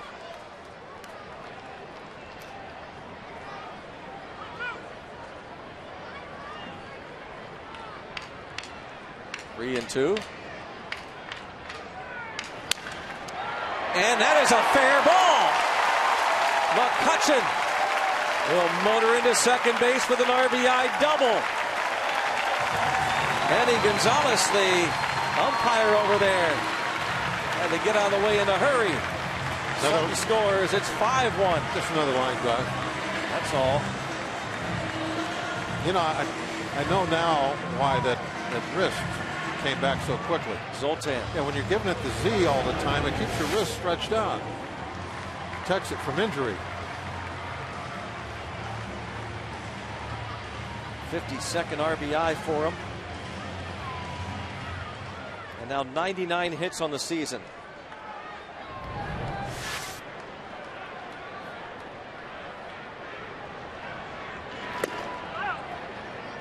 He's putting together one of the very best seasons ever by a Pirate.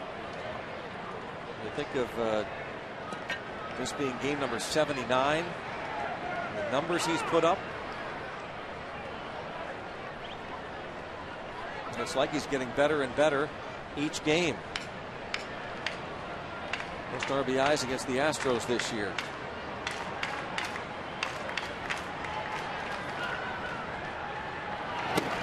The last guy that we have had that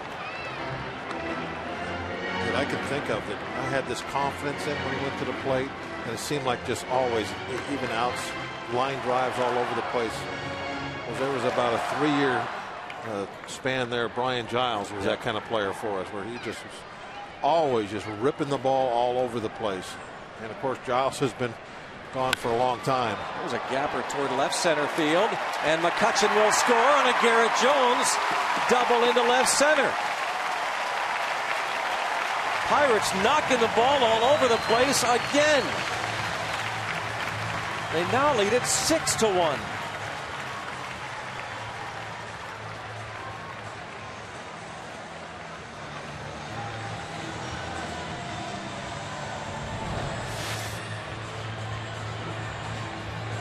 Look at that. See that pitch?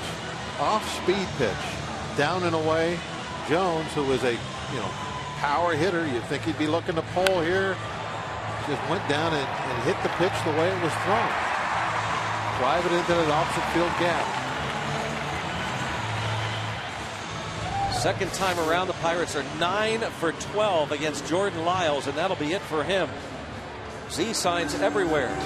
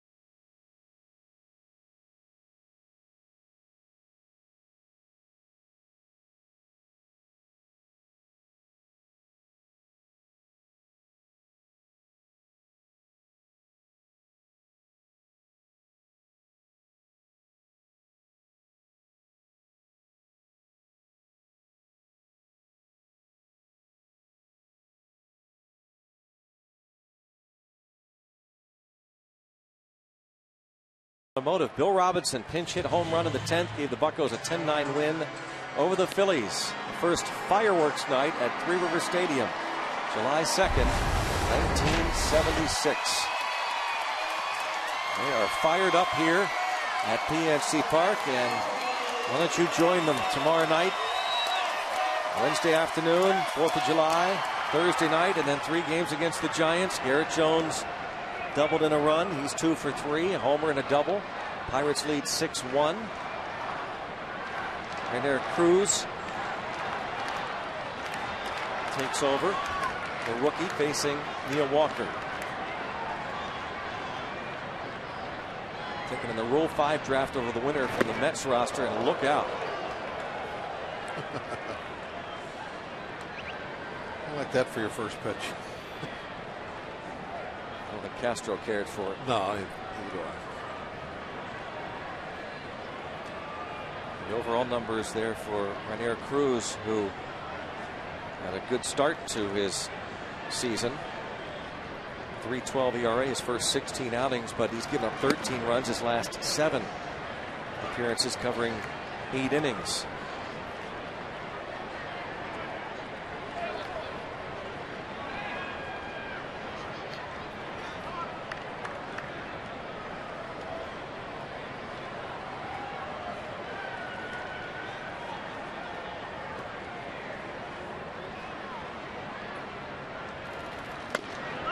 Just over 25 innings, Cruz has walked a dozen. 3-0 on Walker. Homered his last time up. Looking like a baker's dozen.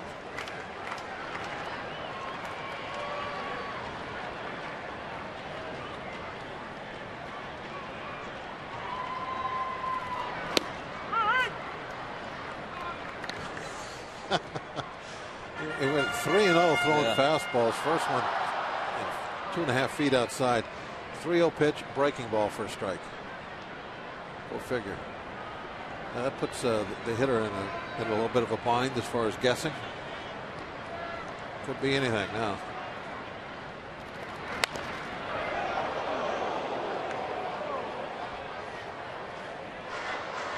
Walker's 5th home run of the season hit the foul pole and right. It followed the line drive homer by Jones. one of 7 extra base hits tonight. Last time the Pirates had more than 7 extra base hits. In September of last year against the Diamondbacks, they had 8. 7 of their 9 hits have gone for extra bases tonight. 3 doubles, 2 homers, 2 triples. And there's another walk. Still, Cruz. Nobody out in this inning. Just keep it rolling. Keep it rolling.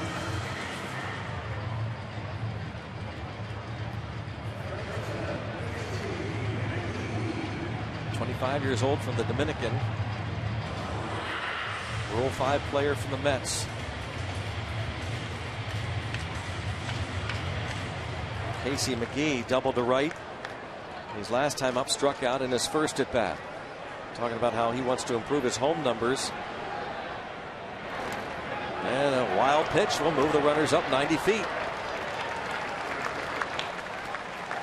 Jones to third, Walker to second.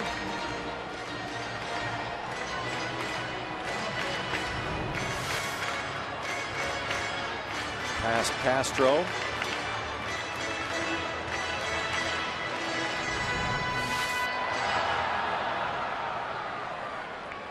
Infield in. Already down 5. McGee with 22 RBIs this season, 16 of them on the road. Goes the other way and a line drive and off the ball of Bogusevic. It's right field again. And it's a double for McGee and 2 more runs for the Pirates. They are again swinging the lumber. And not too many cheapies tonight. I'm trying to think. Have we had one of those little pop flies that hit a chalk or anything like that? I can't think of one. They've all been hit very hard, as this one was. Bogusevic, a nice leap right at the end, just couldn't quite get to the top. All off the very tip of the glove. There it goes. The timing could not quite get to it. Just ticked the glove. Great shots as always from the AGH camp, providing a great look. Casey McGee, second double of the game, 9th double of the year. Came in batting 187 with no homers, 6 RBIs at PNC Park. But he is having himself quite a game offensively and defensively.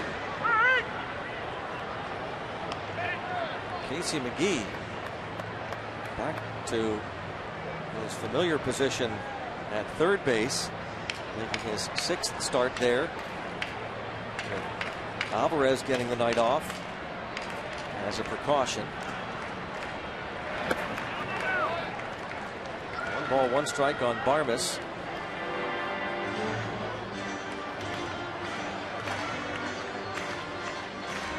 Eight extra base hits, 2 singles for the Pirates.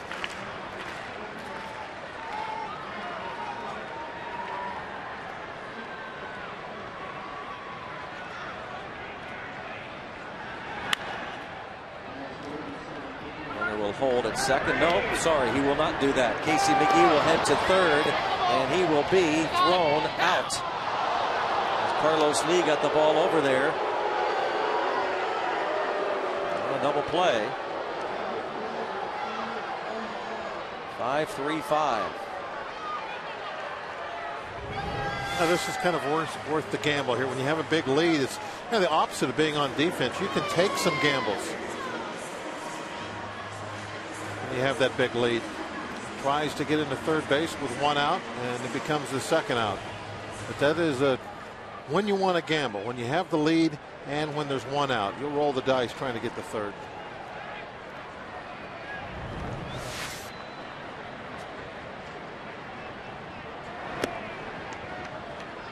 What closed on Jordan Lyles. He gives up 7 runs, 4+ innings, 9 hits.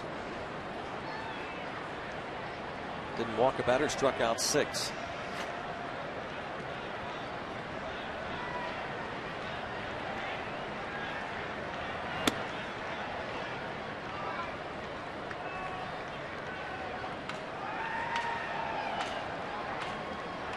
So 8 extra base hits tonight. The last time the Pirates had 9 extra base hits. Got to go back 3 years. July 09 against the Brewers.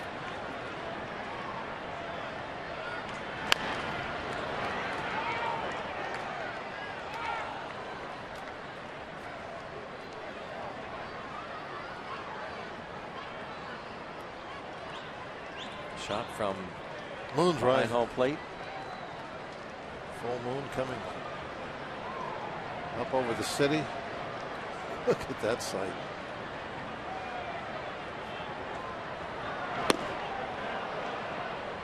Home plate umpire Greg Gibson saying McHenry offered. 2-2. 8 runs, 10 hits for the Bucks. 1 run, 3 hits for Houston. On a beautiful evening in Pittsburgh, PA.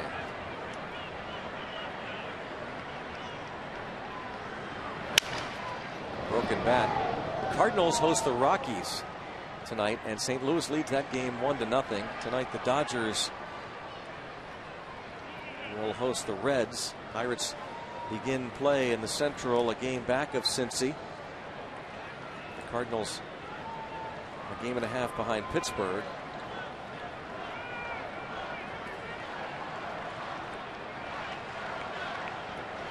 Homer Bailey against Chad Billingsley tonight.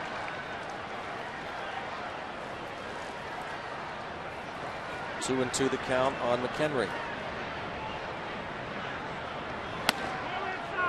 And it's 3-2. Pretty good heat on that fastball. 97. Little tail taking it down and in.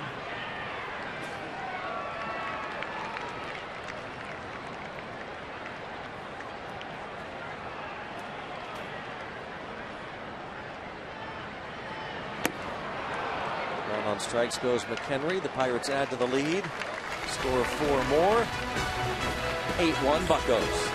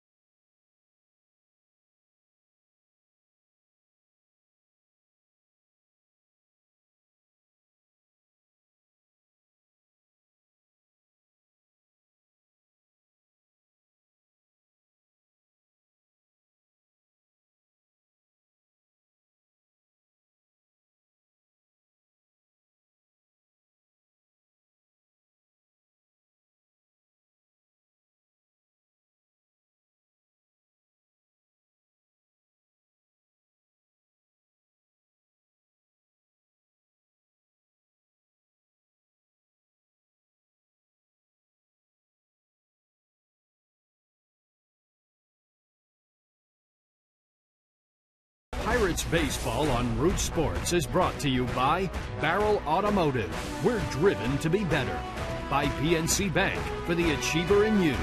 And by Chevy Cruze, which offers EPA estimated 42 mpg highway. Let's go Bucks!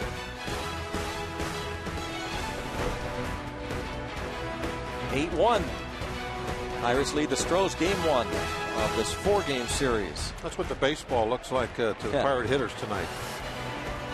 It's that big.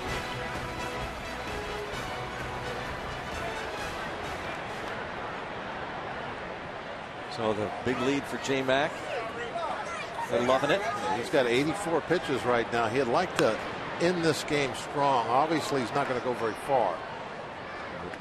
I would say that good chance this will be a 6-inning start. Finish it off nice and strong.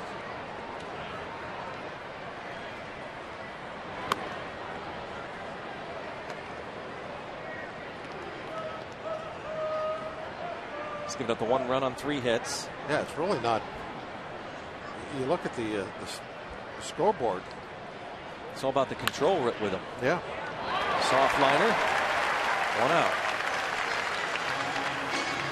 Pirates and Giants meet for the first time here at PNC Park, and only time the Giants will be in, starting Friday night. Free Shirt Friday. All fans get a Pirates t-shirt thanks to Trib Total Media. Come early for a block party on Federal Street before the game and enjoy local live music and food. For tickets or to see all the Free Shirt Friday designs, go to pirates.com/Free Shirt Friday. That's the one you'll get this Friday night.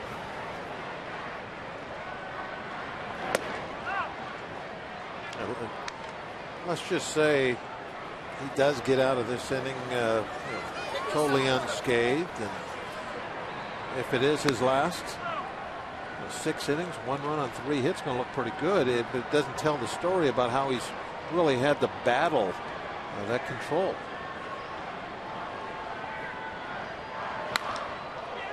Fly ball deep to right. Not going to be unscathed. Scott Moore. Wow, that was crushed. Yes, indeed it was. Scott Moore had his contract purchased last Tuesday. Former big leaguer with the Cubs.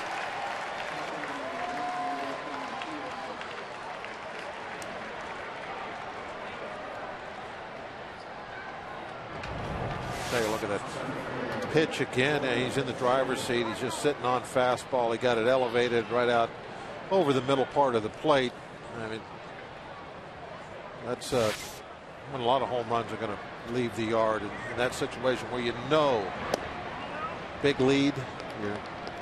The pitcher has a big lead on you. It's 8-1. It's a 2-0 count. He's come right at you. And you can cheat to the fastball a little bit in that situation. 7th home run given up by James McDonald, first of the year for Moore, and 8th of his major league career. And that ball's lined to right. That's going to carry out to Sutton. 3-line drive. Yeah, maybe a good time for J-Mac to end it, huh? Well, there's one more out. Nothing going on in the bullpen right now, but that doesn't mean anything. You can still have plenty of time to get somebody up after we start hitting. Former Pirate Brian Bixler comes to the plate.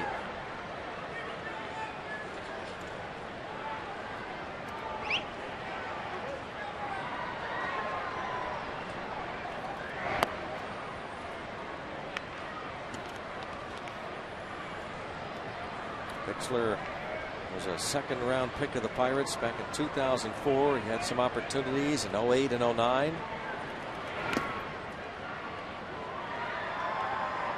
Played in 80 games for the Washington Nationals last year.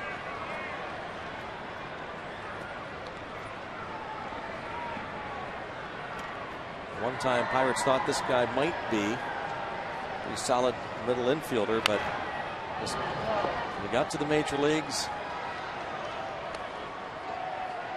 couldn't really relax. Put up decent numbers, parts of 3 seasons at AAA Indianapolis. Struggled mightily at the major league level. Recalled from AAA June the 8th. Now pop up, shallow right. Solo homer for Scott Moore. It's 8-2 Buccos.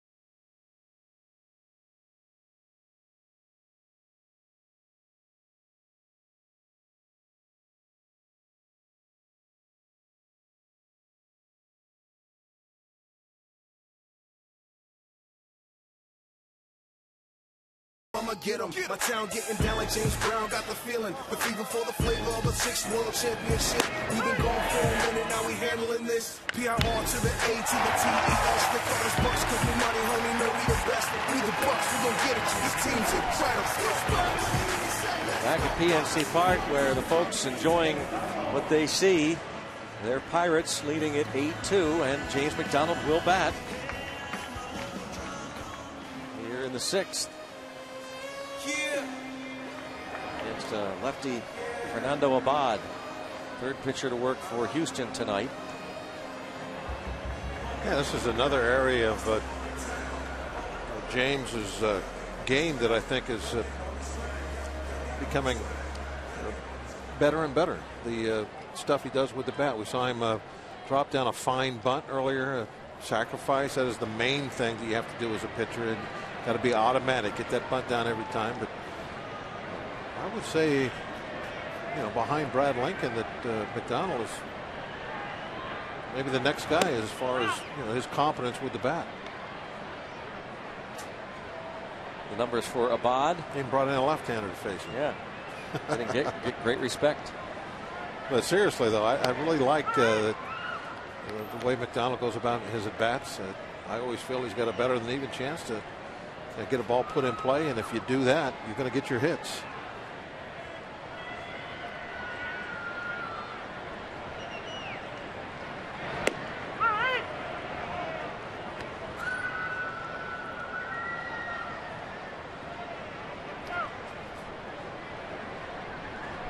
So he's hitting over 100. I think that's if you're going to consider yourself a decent hitting pitcher, that's kind of the Mendoza line for pitchers, 100. You can't make much of an argument for yourself if you don't hit over 100. And then if you hit over 200 for a pitcher, that's like a regular being a 300 hitter. A little, obviously a different set of stats you got to be judged by. Same stats, just different numbers.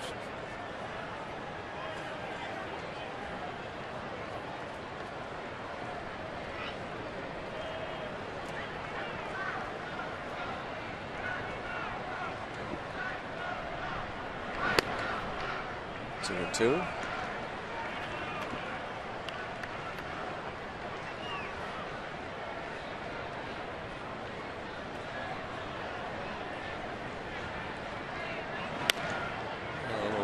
Third, half swing. And the first, the pick by Carlos Lee. Let's go down to Paul Alexander with a special guest. Very special guest. We're with Tani Basinger, who sang the anthem today. Congratulations, you did a great job. How did it feel out there? It felt pretty good, except for I started a little too high on my notes. Now, you won this during Pirate Fest. How did that happen? Well, we went to Pirate Fest, and we went to the contest, Oh Say Can You Sing? And they gave out 20 golden tickets at the beginning. And if you got a golden ticket, you'd have to go back in the afternoon. And if you went back in the afternoon, then you'd have to sing the national anthem in front of judges. And they'd give you a score from 1 to 10. And I got 3 10s. 3 10s. That's unbelievable. And I understand Bob Walk was the judge. He's like our own Simon Cowell. And if the 3 highest scores would have to sing a Christmas song, and then the audience would choose who won by clapping. And you won. Yep. Well, you did a great job. Congratulations. Thank you. All right. You know, Let's send Paul, it back to Simon and Greg. I was going to say, Paul, that Tani doesn't remember a lot of the details, kind of like Blas's home run at Wrigley. Yeah, exactly. And an infield hit for Presley. Yeah, Actually, nicely done. I was more like Seacrest. Oh, really? Yeah, Oh, I was the MC, Okay. kind of like I was doing that. I think we had 3 players as a judging panel, and then the finalists.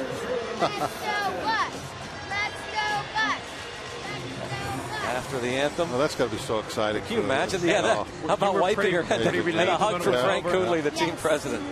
Yes, a lot of nerves. So when it was all said and done, you looked like you were pretty happy it was over. Yeah, kinda. Is singing in your future? Oh, that was a great answer. We got an I don't know on that. Tony, congratulations. Great job, guys. Back to you. Thank you, Paul. I remember that it was kind of tough to come up with a winner, that the crowd couldn't decide. And she mentioned something there about singing Christmas songs. You know, we had Pirate Fest in December this year. So I thought, and what they sang, "Take Me Out the Ball Game," and I thought, you know, let's go getting a little bit into the season and have them sing Christmas songs for their final vote, and that's what they did. It turned out to be a really neat moment and a lot of fun. It's always a lot of fun, I think, when you have the smaller kids up there on stage. I mean, it's exciting for them, and the crowd gets into it and goes crazy. And Pirate Fest can really be you know, just a great event. It is a great event, especially for the children.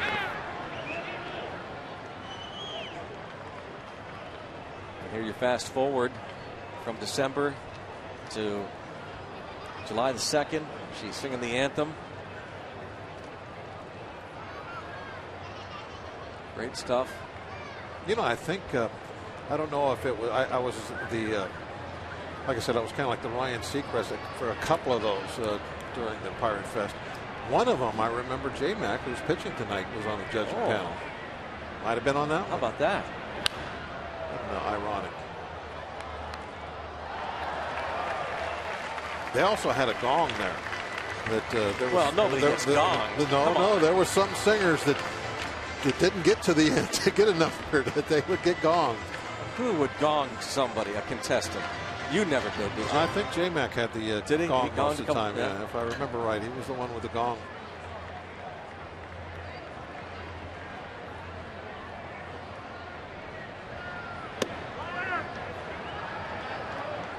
Drew Sutton batting from the right side.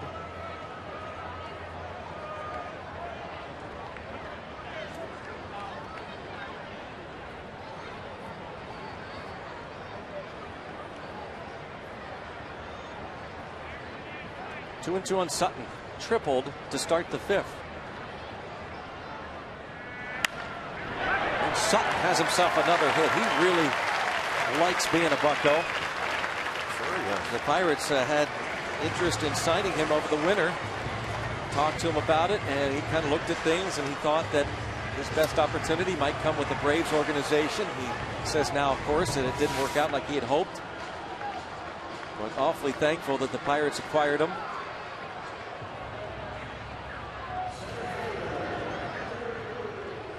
He now has 8 hits with the Pirates in 21 at-bats.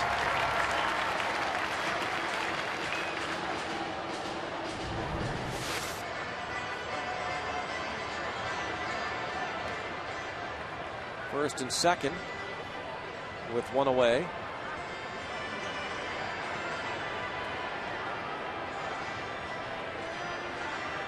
Doug Brocail made a quick trip to the mound. 12 hits now for the Pirates. The hits just keep on coming. Just 5 1/3 innings. And here's the hit machine in this Pirates ball club. Andrew McCutchen, who tonight has singled and doubled his last 2 trips, has scored a pair. 350, 15 home runs, 52 RBIs.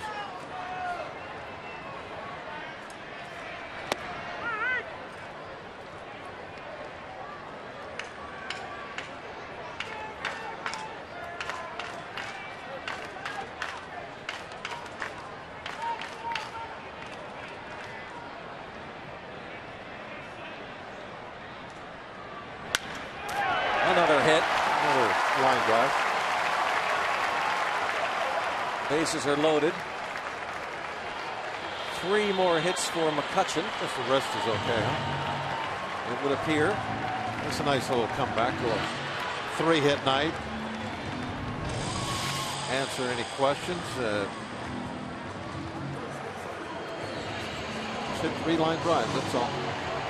There you see it. His 3rd hit tonight and his 100th hit this season.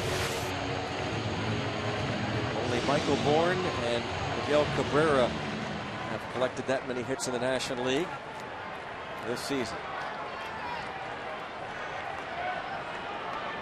Garrett Jones looking for his first hit off a lefty this year. Now that's not all that big a deal because it hasn't had that many at bats. I think he only has like maybe 12 at bats off left-hand pitchers, so it's not really all that meaningful of a stat. He just doesn't get an opportunity. But with a score 8-2, he's going to get the opportunity here. And why not? Last hit came August 25th against a lefty last year.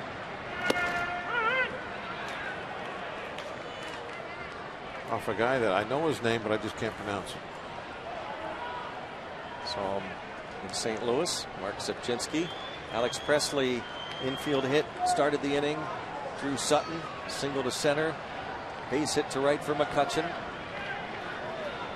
0-2 on Jones. He did face Zipchinski. Yeah, and almost got a hit against him. He hit it hard into the gap, but it was caught.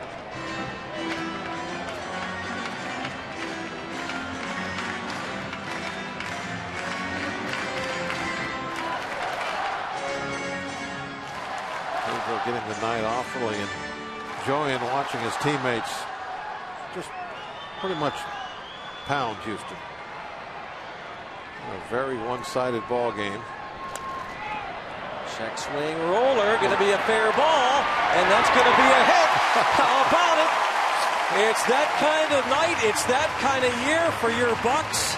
Garrett Jones can smile. Yep, his first hit against a lefty is an excuse me infield RBI single.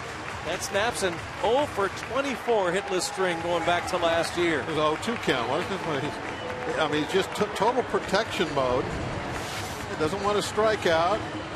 Gets that ball. It might be a strike, might not be a strike. Maybe I can foul it off, or wait a minute, maybe it's going to go for a hit. Take off running. Unbelievable. Presley scoring.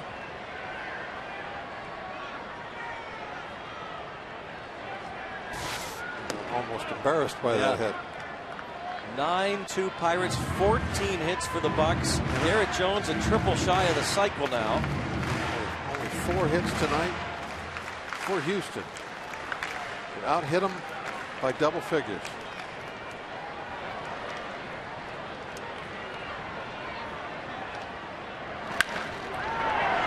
Hit, but double play ball. In the dirt, the pick by Lee.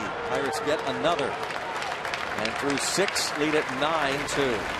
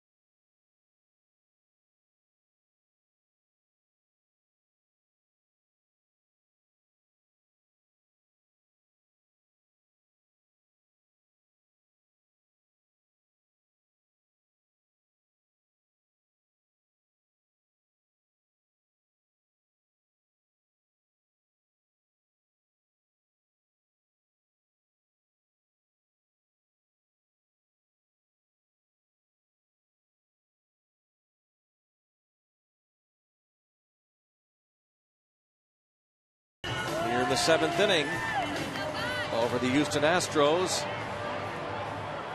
Top of the order for Houston against James McDonald. And the bullpen will start to loosen up. First sign of any trouble for J-Mac. Clint Hurdle will go to a reliever. James McDonald, of course, would love to get through 7. Now, I wouldn't have thought that he was going to make it through 7 in about the 4th inning. That pitch count was, I think, in the 70s.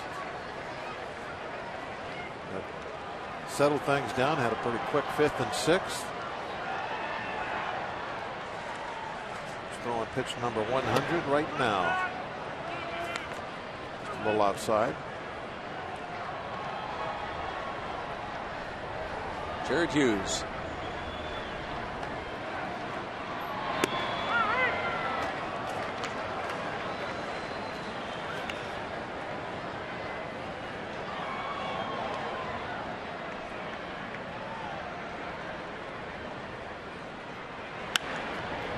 Line right at second. 1 away. Sunday, Pirates and Giants meet at 1:35, final game of the homestand, and all kids 14 and under get a pierogi inner tube courtesy of Mrs. T's Pierogies. Come early for the #1 Cochran Family Fun Zone on Federal Street and stay after the game. Kids can run the bases thanks to H.K. Anderson Pretzels. For tickets, go to Pirates.com. All kids 14 and under get one of those pierogi inner tubes that McCutcheon was showing off with, and you're going to want to get yours on Sunday. You can get one. Andrew can't. Rick Saflinski, the Peanut Man. Look at that stash, huh?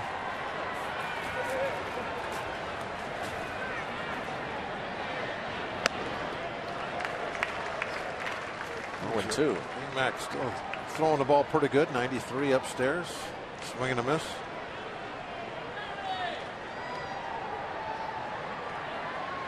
He flares that glove out, doesn't he? Yep. Hides the ball very well. Still striking people out. Had over 100 pitches. Number 4.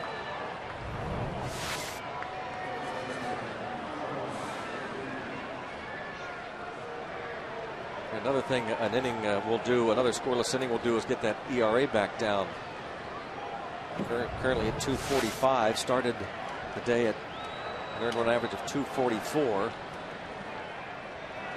Good for 6th best in the league. And we'll have one more start before the All-Star break.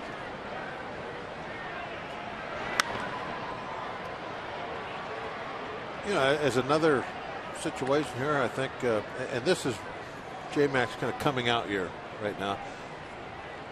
He's going to look back at this game and think about those first few innings where he really wasn't in command of his pitches. The wildness was there.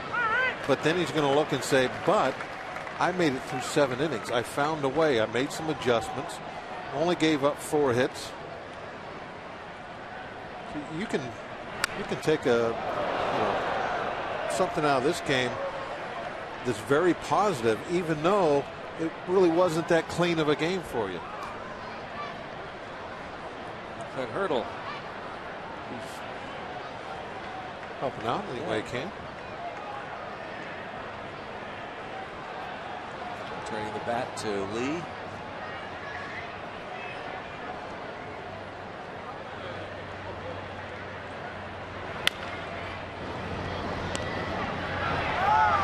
J-Mac has a 1-2-3 7th inning. We'll keep it right here for Take Me Out to the Ball Game. Tradition here on Root Sports. The crowd enjoying what they're seeing now from J-Mac, and of course this Pirate offense leading at 9-2, game 1 of this 4-game series over the Astros. Now to stand, follow the bouncing Eaton Park Smiley Cookie, and join everyone watching at home on Root Sports as we sing "Take Me Out to the Ball Game."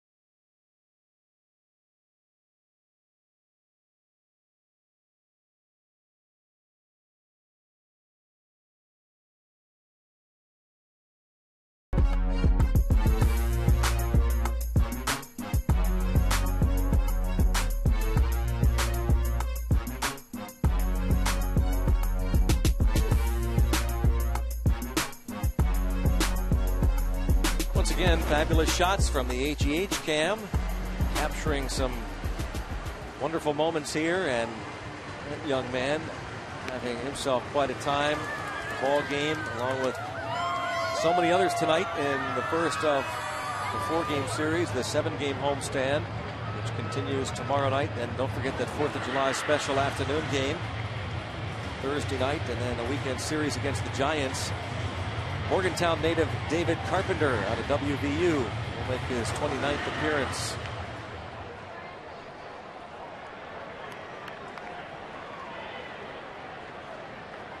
Fourth pitcher for Brad Mills.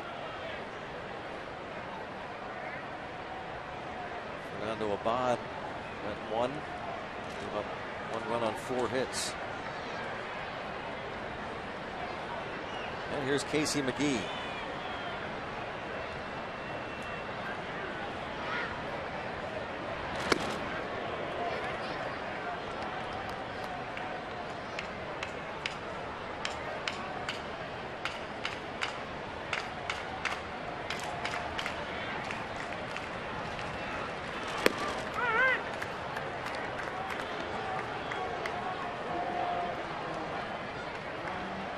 A strike on McGee, playing third base tonight for the 6th time this season. And a liner again to right field. All 3 hits the other way for Casey McGee. Pedro Alvarez not starting tonight. Our HEH Sports Medicine injury update. Yesterday, very hot again, and Alvarez was lifted because of some leg cramping. He tried it out today, and Clint Hurdle said he could be used as a pinch hitter or later in the ball game, but they would prefer to stay away from him tonight as a precautionary measure. Pirates now with 15 hits. Well, there's some kind of some injuries that aren't really going to get worse if you play. Messing with a hamstring is not one of those. I think if you got a rough hamstring, something going on there, you could very easily go out, push things a little bit, and maybe mess it up to where now you're going to miss 3 weeks. I totally agree that if there's any question about those, pulled muscle, you got to back off a little bit.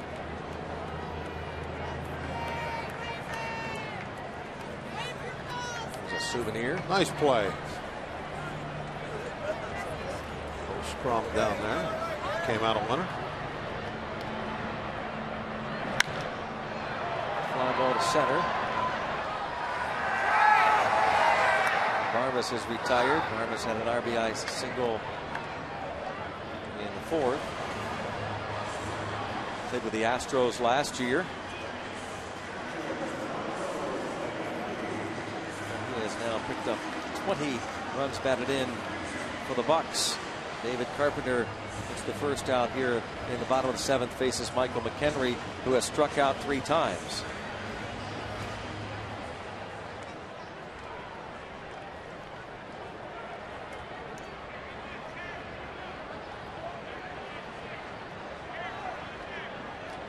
Looks like Josh Harrison on deck.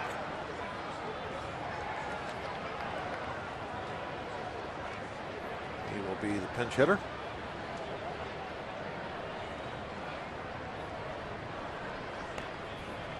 Jared Hughes will be the new pitcher.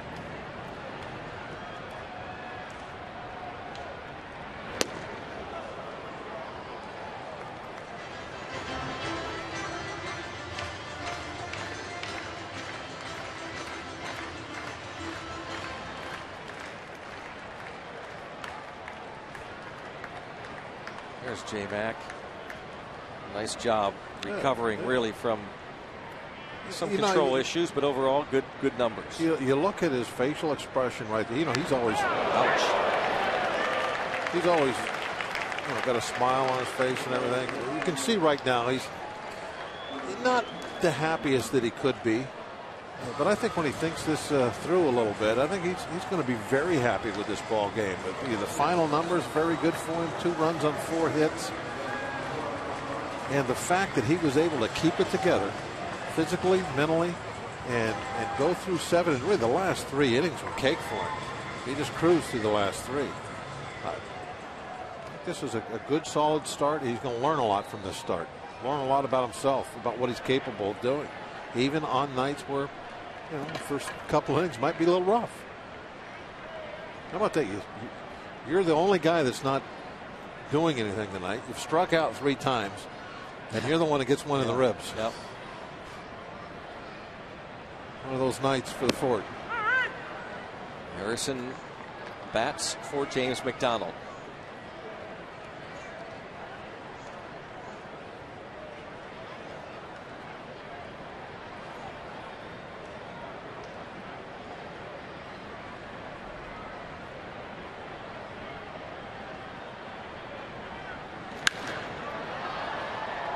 Oh, 2.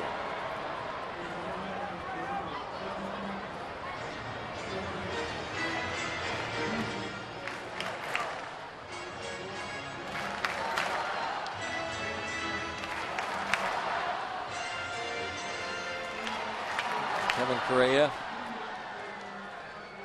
talking with J Mac, or vice versa. AJ Burnett there against the railing will pitch tomorrow night.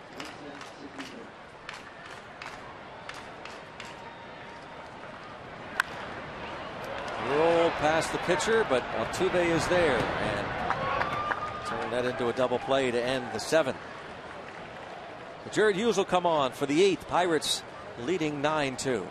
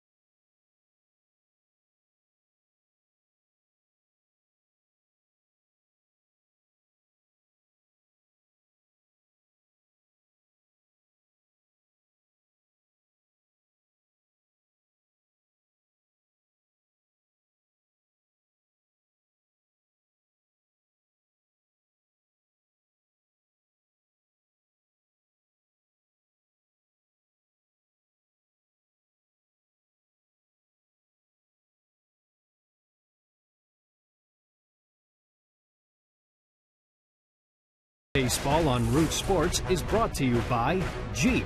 Visit Jeep.com to learn more. By AT&T, the nation's largest 4G network. AT&T, rethink possible. And by Levin Furniture and the all-new Levin Mattress Stores. For a great deal on a new bed, shop Levin's. Let's go Bucks! Pirates leading 9-2. Out hitting the Astros 15-4. 6 outs away are the Pirates from their 43rd win of the season. Jared Hughes picked up his first career save the other day, winning the last 4 outs on Saturday afternoon against the Cardinals.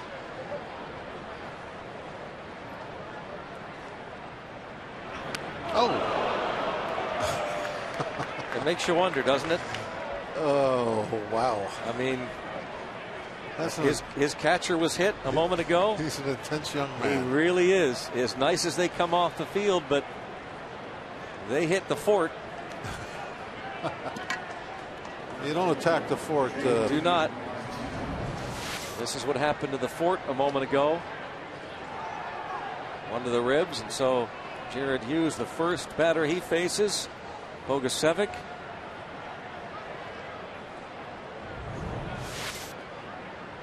Now J.D. Martinez. Hello. Martinez doesn't want any part of that. Here comes the fort out to talk to Hughes. All right, good now. you're done. I'm fine now with this.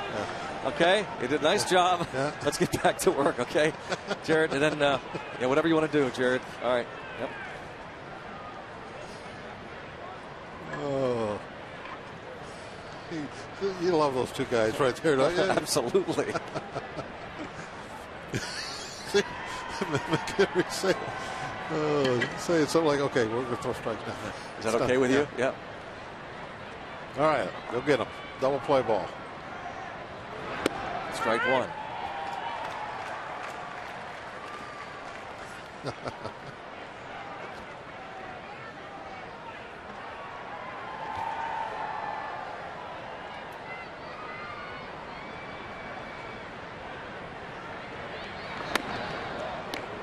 Two and one.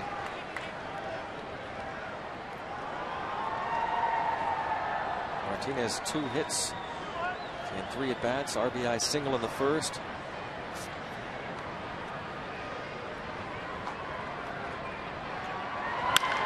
Bounce toward short. There's 1 and 2. How do you do? Let's go down to Paul Alexander. There's good news about another young pitcher.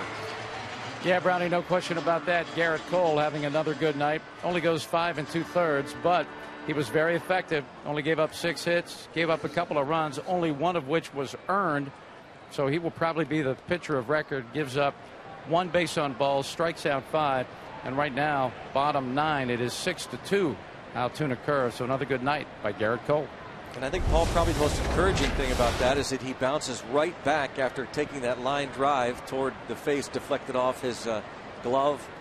Had that contusion. They had x-rays taken, so that really is good news to see him bounce right back. And Varmus not able to cut that ball off. Jason Castro singles into center.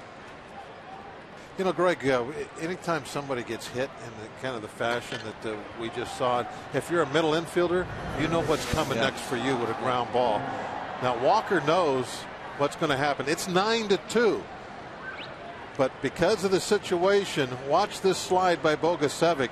Walker trying to use the bag. Bogusevic is over the top of the bag to try and take Walker out like it's a tie ball game in the 9th. As you said, Walker knows what's coming. Yeah, when you're a middle infielder, that's what's going to happen. And a scoreless 8th for Jared Hughes. He means business.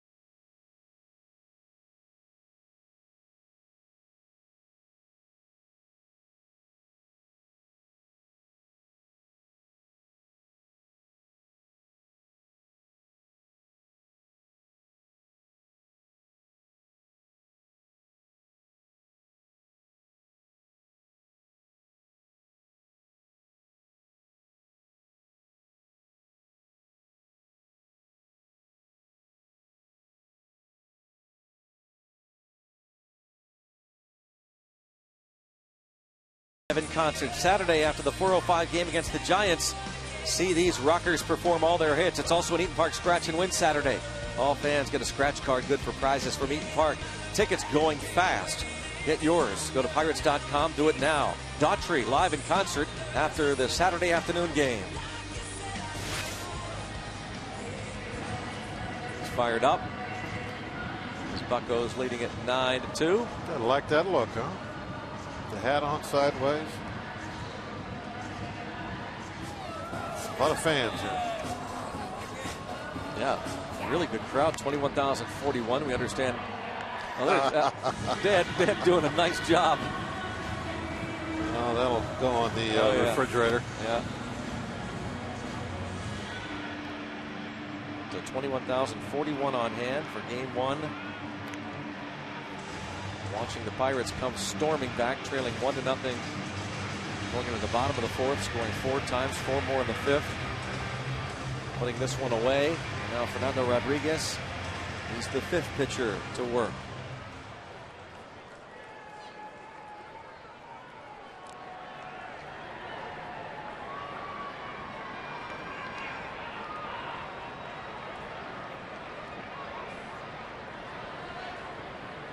Presley 2 for 4. A fly ball towards right center. And the 4th of July coming up on Wednesday, Military Appreciation Day here at PNC Park. Pirates offering complimentary tickets to active military personnel and veterans of the United States Armed Forces. 4 tickets per military ID in advance or at the ballpark on Wednesday. Tickets will be made available while supplies last. First come, first served basis. And here on Root Sports, we're proud to have a special Independence Day broadcast. Live interviews with active soldiers in Afghanistan and Southwest Asia. Also talking with soldiers and families in attendance here at the game. 4th of July baseball. Great way to celebrate America at PNC Park and here on Root Sports. So if you cannot make it out, and we sure hope you will. Should be a great day this Wednesday at PNC Park. If you can't make it out, watch it right here on Root Sports. It'll be a special, special afternoon. Well, this has definitely been a special night. Returning to the home ballpark after a really solid road trip. Just keep that momentum going. Looking forward to some big crowds coming out. This homestand before the All-Star break. Sutton, 2 hits, strikes out, 2 away in the 8th.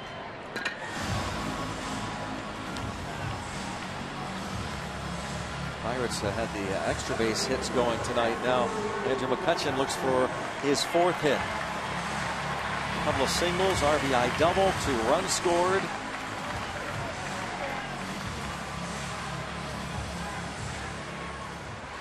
Eight of the Pirates' 15 hits have been extra bases. And here the MVP chants. Listen.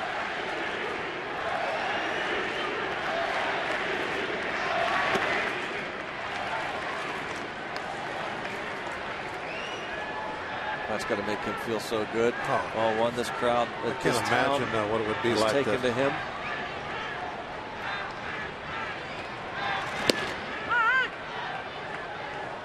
One and one.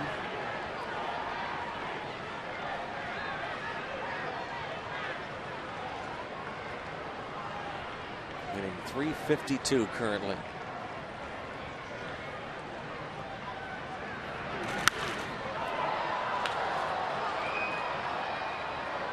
It's like every swing brings, oohs and ahs from the crowd. Starting to bring oohs and ahs from me. I mean, just the frequency of the line drives, how often he can get the head of the bat to the baseball. Nobody does it every single at bat.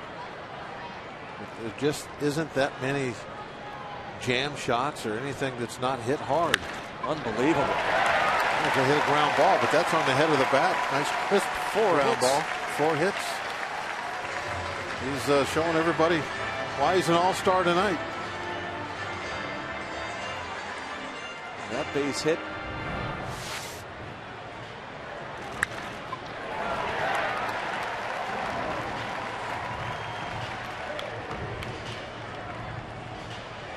base hit should put him right about 353, I would guess. So that's third currently in the league, just behind David Wright. Carlos Ruiz started the day hitting 356. You know, by the end of this homestand, heck, by the end of tomorrow night, this guy might be leading the league in hitting.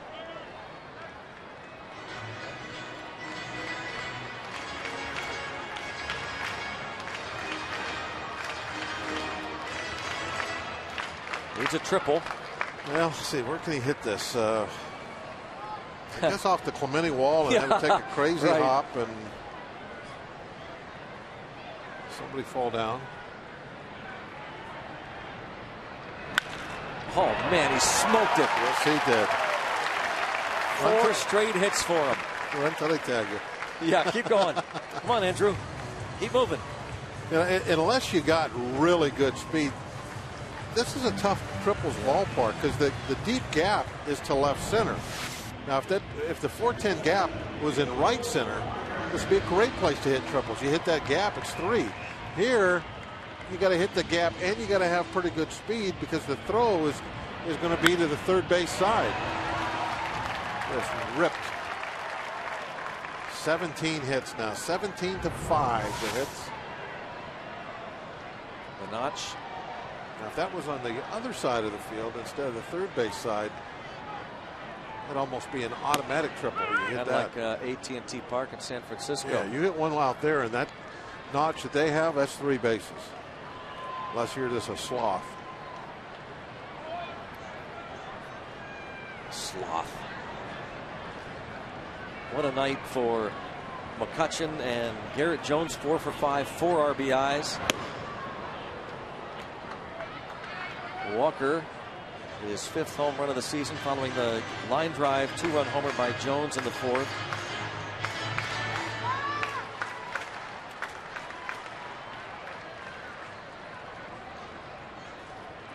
Pirates set a season high in hits on Friday night in St. Louis with 19. They have 17 hits tonight.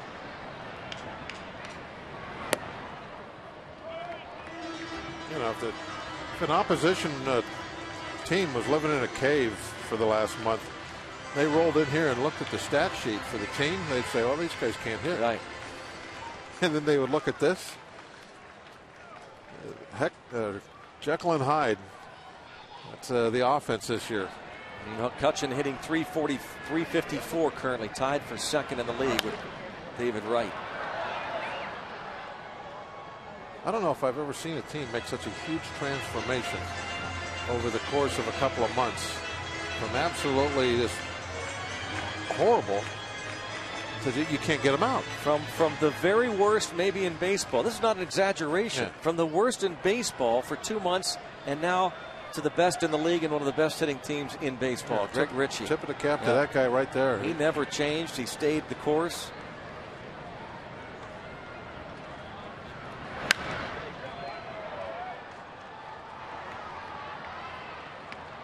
Absolutely incredible turnaround to this offense. If you talk to him after the game tonight or talk to him back in April, you would get the same exact guy.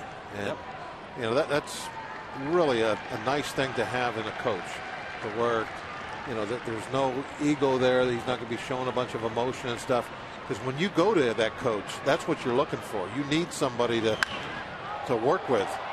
Fly ball hit pretty deep to right. There's Bogusevic again. It's off the wall again. Walker into second. Another double off the Clemente wall. This is unbelievable, this offense. Another extra base hit. 2 more runs. 11-2. Yeah, they've been hitting everything hard that way. They still haven't hit one in the stands over there. Both home runs came back on the field off the pole.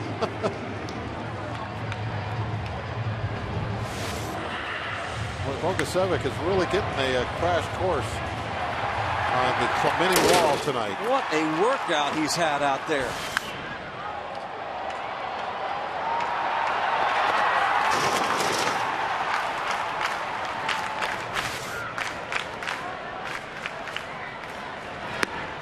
Pirates with 18 hits. Walker collects 2 more RBIs. Well, this one I thought he might make a catch on. See how close he came. Oh, hit him in the wrist. He had an overjump. Hit him in the wrist, Greg. He jumped right past the baseball. McCutchen scores for the 3rd time tonight. Jones has scored 3. Casey goes going to right. All 3 times. Yeah, better get ready. Incredible. Bogusevic will squeeze this one and get out of dodge. Jeez.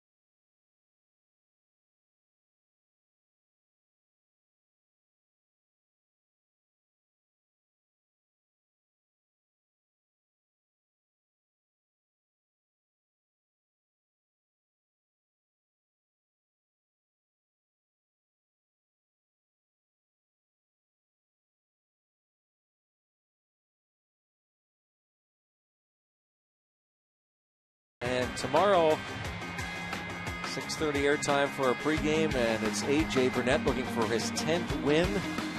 His second to last start before the All-Star break. Lucas Harrell on the mound for Houston. Wednesday afternoon, 4th of July, it'll be Kevin Correa.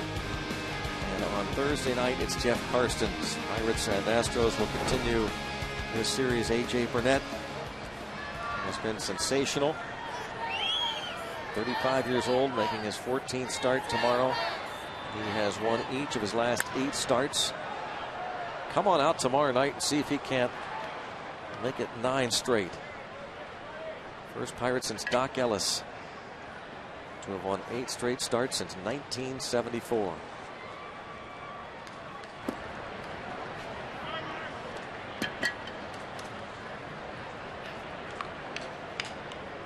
I'll tell you, we kind of have been kidding in the past few weeks about the way the team has been hitting, but they are lumber company like. Jared Hughes will retire Jordan Schaefer quickly. Tonight, 18 hits. Andrew McCutchen with 4 of them. Neil Walker, 2 for 4, 3 RBIs, a home run. Garrett Jones, 4 for 5, 4 RBIs. Sutton, couple of hits, run scored.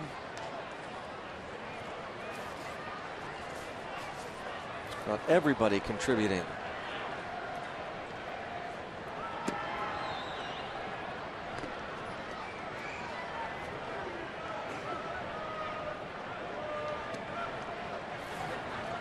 Ball, no strikes.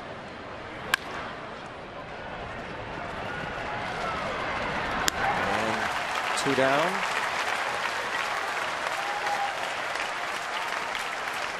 And they're getting the skull and crossbones ready out in center field. I like it. I like it a lot.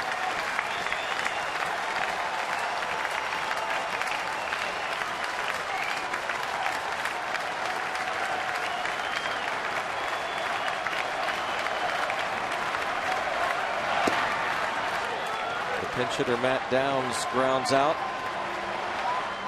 Close to time to fly the colors.